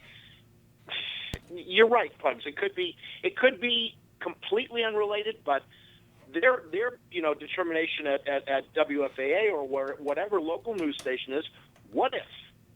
Yeah, and I think their motivation, however, is let's keep this fire blazing. People are scared. They're engaged. They're tuning in. They're looking for info. How do we make this a local story? And that's in local newsroom that's the first call. How do we make this local? Find a local angle. Find a relative that was there. Find somebody. Yeah. I mean, that's all they do. I mean, it's just so manipulative. It's so disgustingly manipulative.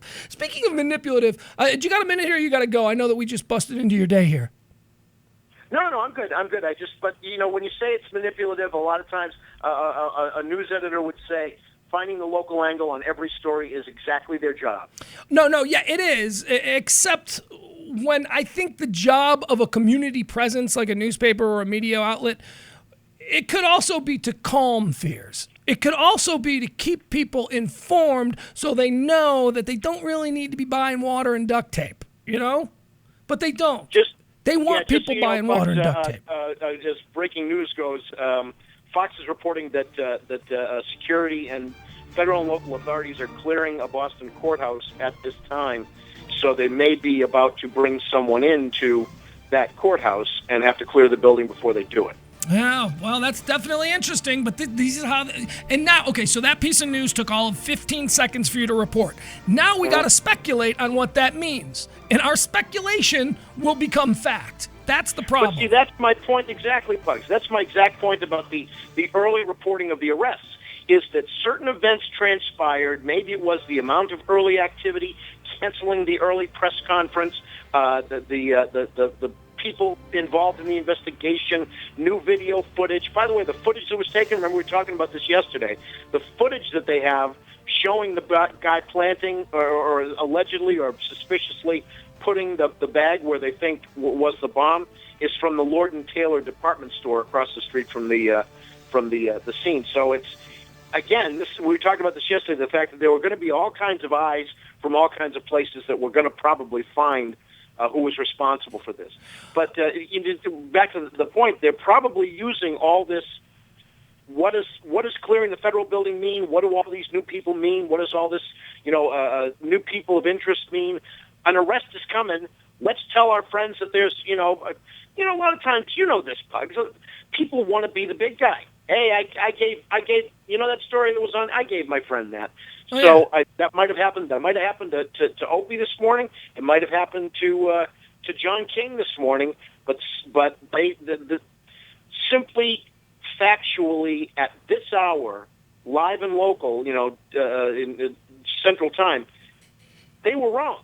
They were wrong this morning. All right, we'll see. We'll see how this plays out. We know as of right now. They are as of right this minute. We know they're wrong. Okay, technically, yes. If the world ended now, they would be wrong. But I think you're right. It's developing ... And that's why they used to use that in newspapers. They don't really use that anymore. You don't need to wait for something to develop when you can speculate the hell out of it and make it so. Hey, here's something I want to run past you, though, because I love this. They're starting to bubble up. We talked about this a little bit yesterday. The conspiracy theories that will all surround this horrible occurrence that we all saw on Monday afternoon. I want to run a couple of these by you. I'll just give you the buzzword, and then you tell me your thoughts on it. The first one is being circulated by Alex Jones. It is being called the false flag attack. I'll give you the theory, and then I want your thoughts, okay? The theory is the Boston Marathon bombings were a false flag attack perpetrated by the government and used as an excuse to take our civil liberties and promote homeland security while sticking their hand down our pants on the streets. Who was posting about this on Facebook and Twitter? This was first pushed by Alex Jones and those InfoWars people. Time between bombings and the first accusation, 30 minutes. Your thought on that theory, Rich? Yeah, the Alex Jones false flag attack is, and with all due respect, I know you know him. You've talked to him, right? You've had him. Yeah, I think you probably had him on your show. I hate his guts. I hate his guts. Okay, well then we can hate his guts together. I think he's a dangerous person. He is. He's. Well, I think if he were at all reputable and reasonable and considered well by anybody, he'd be dangerous. But he's not, and he's got his handful of his cabal of tinfoil-lined ball cap wearing Bilderberg conspiracy people following him around. But those people are not many, and anything that happens, Alex Jones is going to say, "You see, I've told you Obama was trying to build the New World Order." Have you ever seen, by the way, it's just in context with Alex Jones, have you ever seen a series that's on YouTube called the Obama Conspiracy? No, I stay away from that stuff. I don't have room in my brain for that stuff. I'd rather fill that room in my brain with pot smoke than that. Well, the thing is, it's a 12-part video that's on YouTube that is all about how the International Jewish Bankers and the Bilderberg Society handpicked Barack Obama to replace Bush, and that's how that's what they planted him in Hawaii from Kenya, and we're planning to use him to replace Bush. Because all along, that was the plan all along. Good for the Jews. When I know that in 2008, Barack Obama was maybe one primary, possibly two, away from getting beat by Hillary Clinton anyway. I just think good for the Jews. Good to have them back in the spotlight again. You know, everybody's been, it's been all about Mexicans and Arabs and black guys. It's good to see the Jews making a comeback when it comes to the blame game. Well, the false flag theory, Alex Jones theory, is false prophecy. Frankly, that's right. That's his never-ending, selective conclusion, false prophecy, and I lend it no credibility. There will be mention of it. There will be, I'm sure he's out there saying right now, but you see who's saying that there's nobody in custody? The FBI is saying nobody's in custody. That's how you know they're lying. Yeah. There was a little bit of traction to it because it was one of the Alex Jones InfoWars correspondents who asked this question at the press conference. Sir, why were a lot of speakers telling people in the audience stuff be calm moments before the bomb went off? Is this another false flag stage attack to take our civil liberties and promote homeland security by sticking a hand down on the pants on the street? No. Next question. No, okay, so that's where that sort of false flag thing started. That was in the press conference. And by the way, that guy, he's been identified. We know who he is. He is Bionic Dan Biondi, an InfoWars radio host and small-time pro wrestler from Providence, Rhode Island. And I knew he was an Alex Jones guy when we listened to it yesterday. Yes, you did. Yes, you did. He used the Alex Jones vernacular, and now we all love the way Deval Patrick just dismissed it. I would have loved for Deval Patrick to say, Alex Jones has a stable of teenage boys in his basement right now. Yeah. But that's why neither of us will ever be a governor, because yeah, you're right. I would have loved to see. Ask we don't confirm anything other than that this is all the person responsible for all of this is Alex Jones' mother. What's the classic comeback when somebody asks a question? You've seen this used, and I've seen this used by sports. When they ask you a question that's like that, just ridiculous, your response is, "Are you still beating your wife?" Yeah. How do you answer that? Am I still beating my wife? Next question. Yeah, I mean, it's right there. You put it out there that you might be beating his wife, although you're not saying he's beating his wife now. You're just saying still. Heard you were. All right, here's theory number 2, okay? Conspiracy theory number 2. It's called the roof guy. Theory is, this one is not so much a theory as a blurry picture taken after the bombing by spectator Dan Lampariello, in which a figure can be seen on a roof in the distance. Literally just a guy on the roof. Who is posting about this? Twitter users. Let's see. Also Facebook, being circulated on Facebook. Yeah, okay, so that's it. Some guy on the roof. I guess we don't know what that is still. That could just be a guy on the roof, Rich. That was Bigfoot. It was the silhouette is the silhouette is eerily similar to the Bigfoot silhouette. Here, am I wrong? Look at it. He's even hunched over a little like the Bigfoot guy. No, hey, I actually looked at a magnified version of that picture, and you can see like plants and lawn chairs. It's just some dude watching the race. Well, we have here, that question was asked as well at a press conference yesterday of, I believe this is, I don't know, actually I don't know who this is, but there's a press conference. I see the mayor is standing there. It doesn't look like or the governor is standing there. He doesn't look like he's about to answer. But here, let's hear this. There's been a lot of talk about photos, and there was one photo yesterday went viral, showed a man standing on a roof in the background. Have you been able to decide if there's credence to that photo? Well, we are processing a lot of digital photographic evidence right now. As several speakers have said today, including the governor, we encourage the continued submission of any photographic evidence that could lead to lead value, but I can't comment on on specific tips or leads right now. What he's saying is, yeah, that photo exists. And yeah, we're asking the public to send us anything that they may have seen that's interesting. Next question. Hey, Jedi, while we're at it, is there any way you can bring up the so that I can hear that feed over the phone? Oh, he can't hear the press conferences. All right, we won't be playing any more audio anyway. All right, here's the next one. Now, this is one that I want to spend a little bit of time on because this is the most sinister. And this is the most disgusting of the theories. And I'm just going to say 2 words to you. Crisis actors. Rich, have you heard this theory? Wait, what? Crisis actors? Crisis actors. This started with Aurora, then it was Newtown. That there are a group of actors being employed by the United States government who pretend to be victims at all of these different tragic events, and they walk around in front of cameras covered in blood, and like the guy in the wheelchair that had his leg blown off, that was just a crisis actor. All of the carnage that we saw that wasn't real, that was all staged by the government, and these are crisis actors. Don't you remember the mad professor down at Florida who said that no kids were killed at Newtown, and that it was all just actors? Yeah. Oh, yeah. And Pugs, if just historically, contextually, that immediately after it became known by the whole world, and they may not have used the exact same words, you had people all over this planet saying that the human skeletons that were walking out of Dachau and Auschwitz were crisis actors. Yeah, here's the theory behind it. Many of the photographed victims of the bombing were crisis actors hired by the government to pretend to be casualties, just like they did at Sandy Hook and Aurora. Now, here's how this really got some traction. And Rich, I know you've worked in newsrooms. I've worked in newsrooms during a breaking story.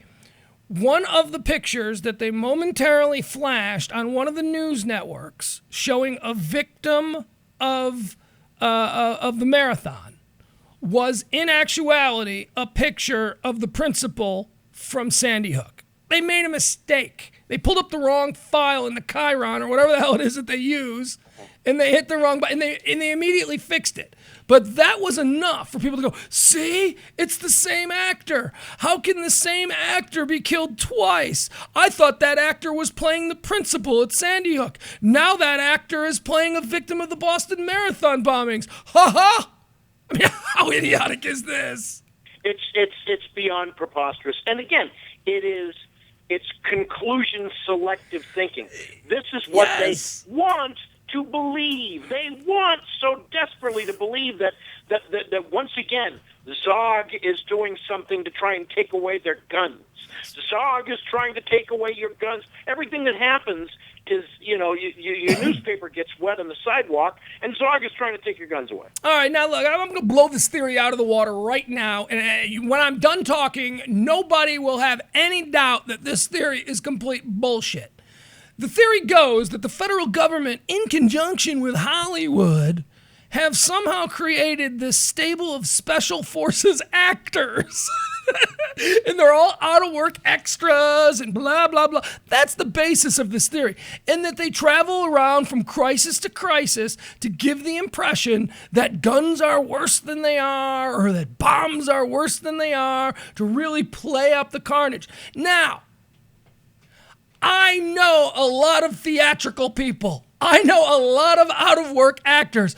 You could never keep a special forces team of actors quiet about what they're doing. They're all going to demand a credit on their resume. They're all going to use this to somehow make themselves famous. This is the most preposterous. This person who floated this has never hung around with theatrical people. You are not going to keep them quiet. Right, Rich? Well, Bugs, unfortunately, I happen to know in this case you're wrong. This happens to be it's the Wag the Dog division of Paramount Studios. Oh, yes, of course. That is providing these because they're under contract and they can't get them any work in real movies. So if you notice, they're not very attractive. They're not attractive enough to actually be in real movies. Oh, that's true. Well, because they're already they got to be ready at a moment's notice, so they already got to be uglied up a little. Right, and they can't get work doing anything else. Right. So they have to be the ugly ones. You need to be able to know you can get them on a moment's notice to be the crisis actors. You know, every actor I know who's waiting for government cheese right now is a crisis actor. Yeah, right. Right. Well, you know, this is what Kathy Bates would be doing if she hadn't broken through. She'd be, Steve Buscemi, you know? Hey, he's had a great career. For the ugliest man in the world, he's had a great career. Yeah, so is William Dafoe. See, these are all guys that are ugly enough to be crisis actors, but they broke through first. But the next generation, Steve Buscemi, he's an Aurora movie theater victim. Right. That's where you can see his work. He's the principal of a freaking school there, too, at Sandy Hook. Right. Oh, my gosh. What, wasn't that guy in The Last Temptation of Christ? Hey, what is William Dafoe doing lately? Yeah, that's what it is. All right, now here's my favorite, and we'll round out on this one. I don't even get this theory. I'm seriously, what does this thing even mean if it's true? The theory is that Seth MacFarlane and Family Guy predicted the marathon bombing 3 weeks ago in their episode titled Urban Turban or something. It was, I just watched it. And because I actually watched it a couple of weeks ago, it's one of the Family Guy episodes that's freshest in my mind. When I saw the evidence of this supposed scene that predicted the Boston Marathon, I didn't recognize it. And here's what it is. Okay. So apparently, all right, the theory is Family Guy predicted the Boston Marathon bombings in an episode from last month. Who was posting about this on Facebook and Twitter? Your dad after he hit a button somewhere. Okay, these are pretty... time between bombings and first accusation, 12 hours. All right, so here's the thing. Let me play this. Jedi, let's see if we can play this. Actually, Rich, I'm sorry. You may not be able to hear this. Go ahead. But that's okay. I don't even know what it is. So I think this is what I'm looking for. Yes. I'm Bob Costas, here with Boston Marathon winner Peter Griffin. Peter, how did you do it? Damn phone's busted. Maybe I dialed wrong. 2 bombs. What you just saw was an episode of Family Guy. Okay, wait, so that's from some crazy thing. Okay, so Rich, you probably couldn't hear that, right? No, but that's the bugs. I've already seen it and heard it, and I've seen Seth MacFarlane's response to it. He's livid. Oh, absolutely. That this carefully edited excerpt from his show is being suggested as having something to do with the actual events in Boston. Absolutely. Seth MacFarlane is a Boston guy. That's where he's from. Yeah. He's from that area. So this is very, very serious to him. And the reason that I didn't recognize it immediately, because like I said, I remember that episode. And I would have thought, hey, didn't they blow up the Boston Marathon on Family Guy? No, because that's not what happened. What this theory is, they took one scene early in the episode of Family Guy and then edited it with another scene completely unrelated later in Family Guy, and together, the two scenes being played side by side makes it look like Peter Griffin wins the Boston Marathon by remote detonating 2 bombs at the finish line. That's what, and it's complete editing. All right, so go with me for one. It's despicable. It is. It's absolutely despicable. And it was, again, this was created by people who want to say, you know, it was Seth MacFarlane, who was an atheist, who was very notably politically liberal, had something. Somehow they're trying to connect some dots that don't exist. That's what I don't get. That's why, okay, I'm going to jump on the crazy wagon with these folks. I'm going to ride it to its conclusion. And we're all going to find out that, yes, in fact, I'm going to overlook the fact that you edited it and took it completely out of context to prove your crazy point. So I'm going with you. So we get to the finish line, and it turns out, hey, you were right. Seth MacFarlane predicted the bombs at the Boston Marathon. The fuck does that mean? What does that mean? That means somebody wants it to be true. You know. But what does that mean? What are you suggesting? That it is a government plot, and the only person they told was Seth MacFarlane, or Seth MacFarlane is Dr. Evil? I mean, what is the crux of this entire theory?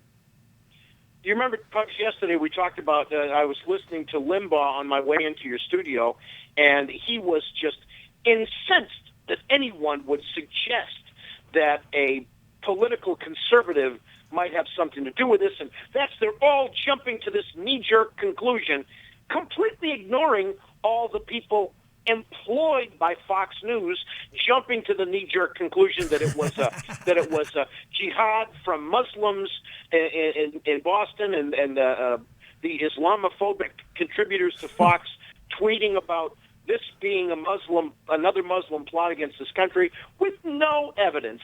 That's what bothers me, is that we don't know enough to draw any conclusions other than that 179 people were injured, 3 of them killed, and it's time now to let the professionals do their work. By the way, the breaking news is that Boston police, U.S. attorneys, the Homeland Security, federal marshals are clearing out that courthouse in Boston.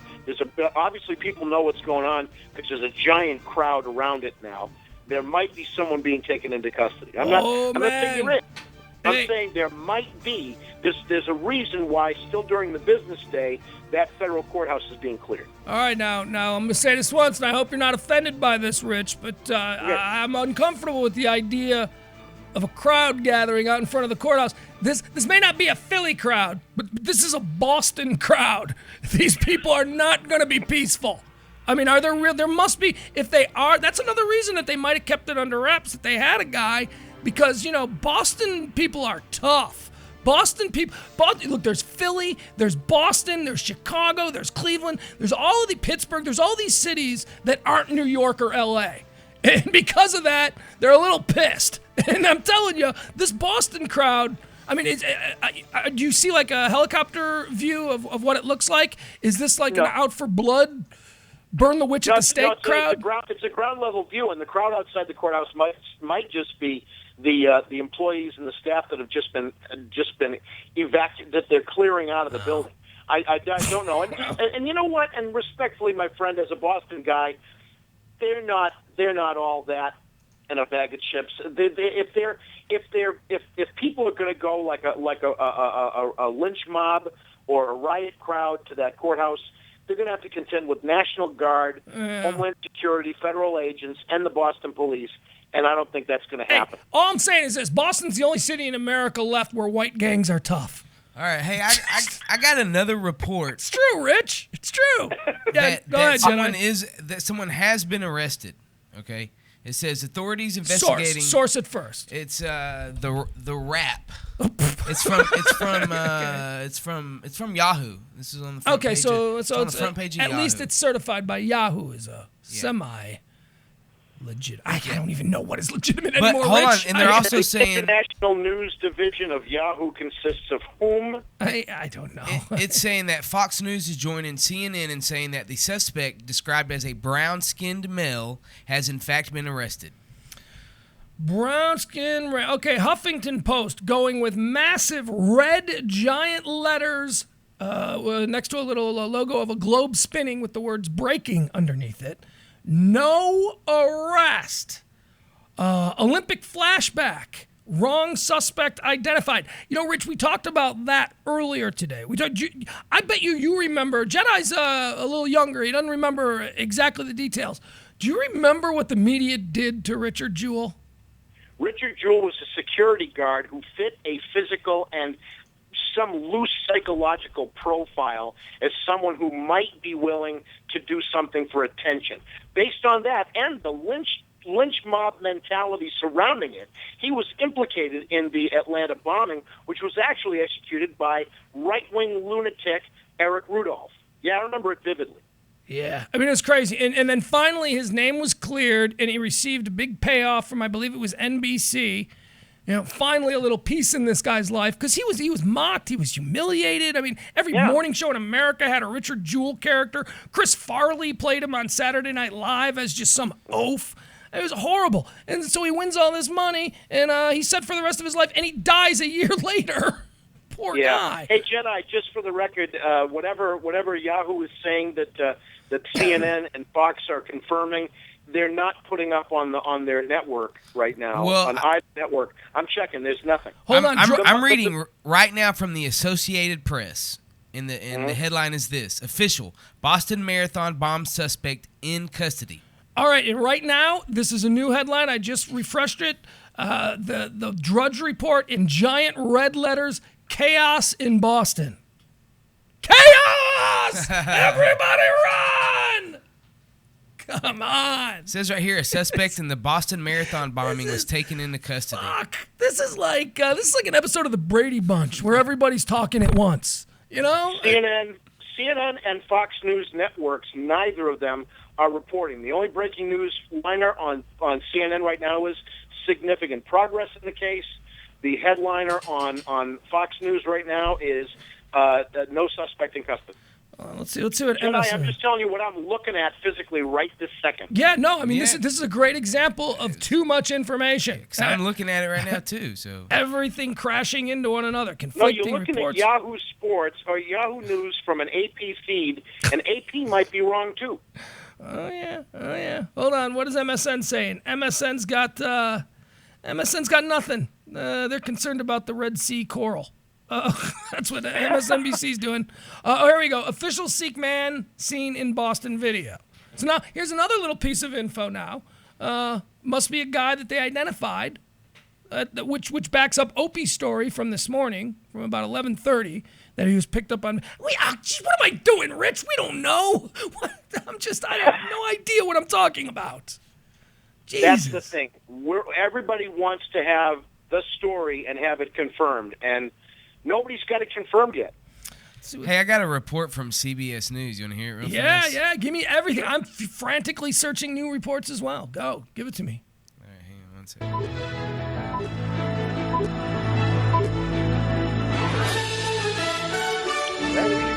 This is a CBS News special report. I'm Scott Pelley at CBS News headquarters in New York. Good day. There has been a development in the Boston Marathon bombing.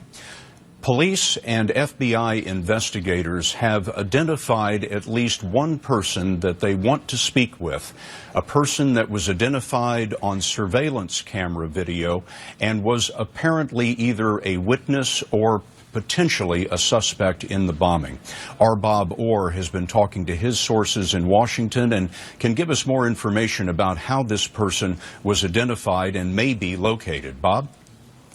Scott, we have quite a bit of information, actually, and they've done a lot of police work in the last 24 hours to get us to this point. But essentially, here's what I understand. At the site of what became the second explosion, surveillance pictures and tape captured the image of a man standing there with a black backpack.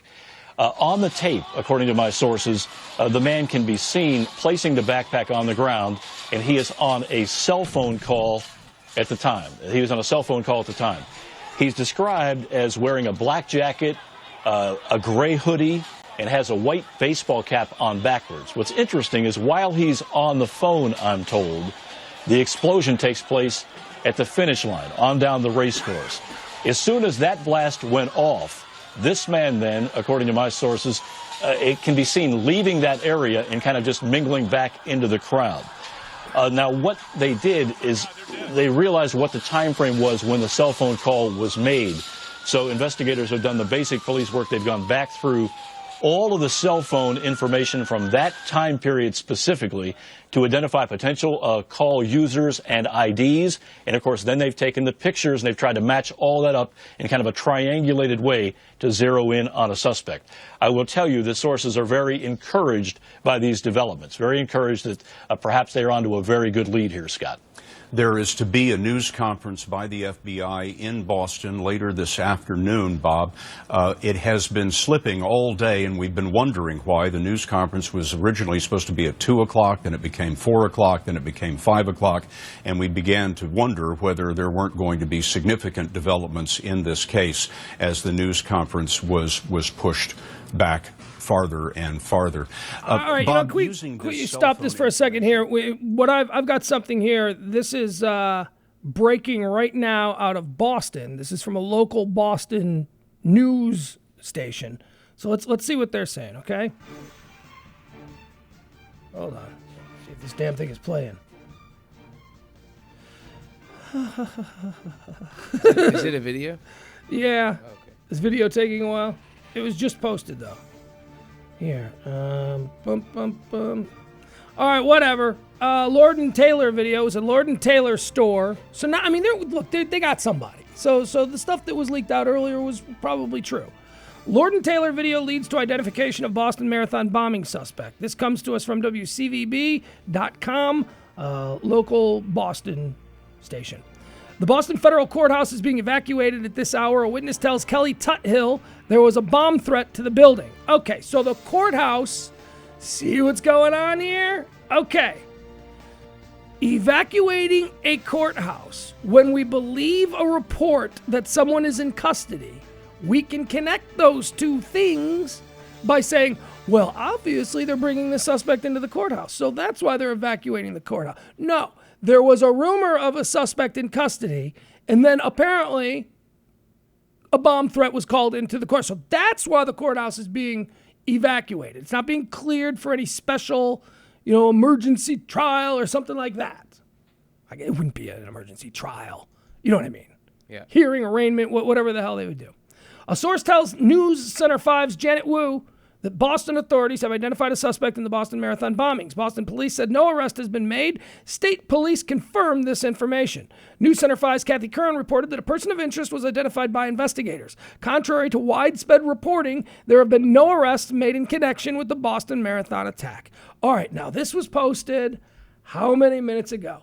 Because in these stories, I do tend to go with the local news gathering because they're the ones who know the security guard at the hospital. They're the ones who know the administrator because their kids play soccer together. You know what I mean? It's the local news crew that always gets the really important stuff first.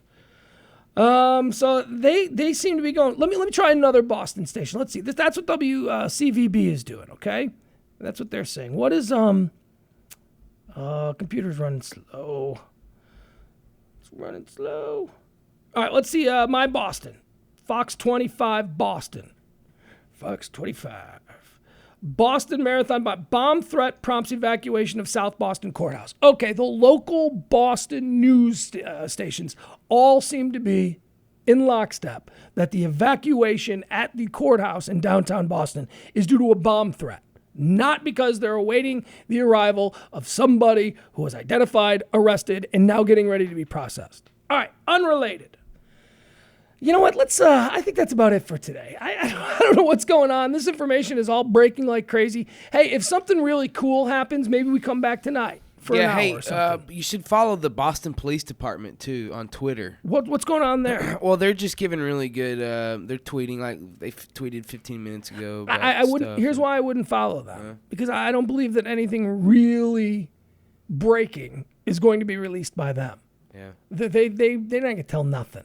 It's their job to keep it quiet. But I will take the word of Boston newspaper reporters, newspaper columnists, Boston media who have been there in the town for years and years and just have the connections that, John King doesn't have. That someone who isn't, like I said, it could be something as random as their kids play soccer together. So he picks up the phone and he calls whoever, the chief of police. Or there's obviously a lot going on. I don't think any of we are getting wound up, baby. They are spooling us up. Be very prepared for the fact that in a couple hours, we're all going to go, oh, that was all nothing. Oh, that was all. They worked this in the middle of the day. They kept the story stoked. Fingers are crossed that I'm wrong. It's a win-win for me. If I'm right, I'm proven to be the sage of talk radio that I've long held a belief that I was. And if I'm right, we get to catch this guy. Or if I'm wrong, we get to catch this guy. So either way, all is good. All right, we'd like to thank Rich Hancock from Rational Broadcasting for checking in today. We'd like to thank, we'd like to thank the Glass House. Yep. Talk about the Glass House for a minute.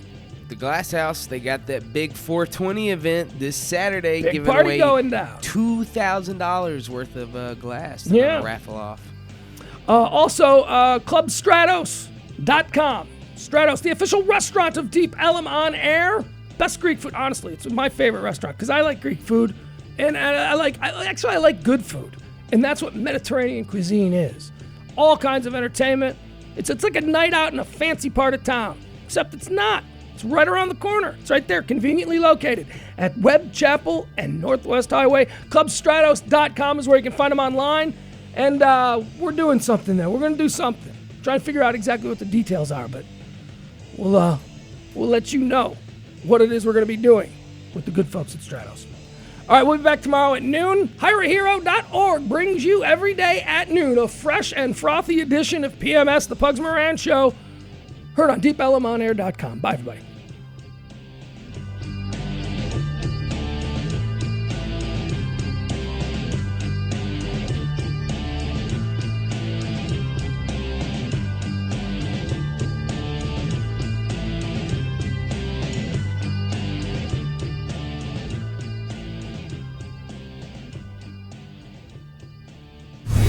Tell us what you want to hear. DeepElmOnAir.com.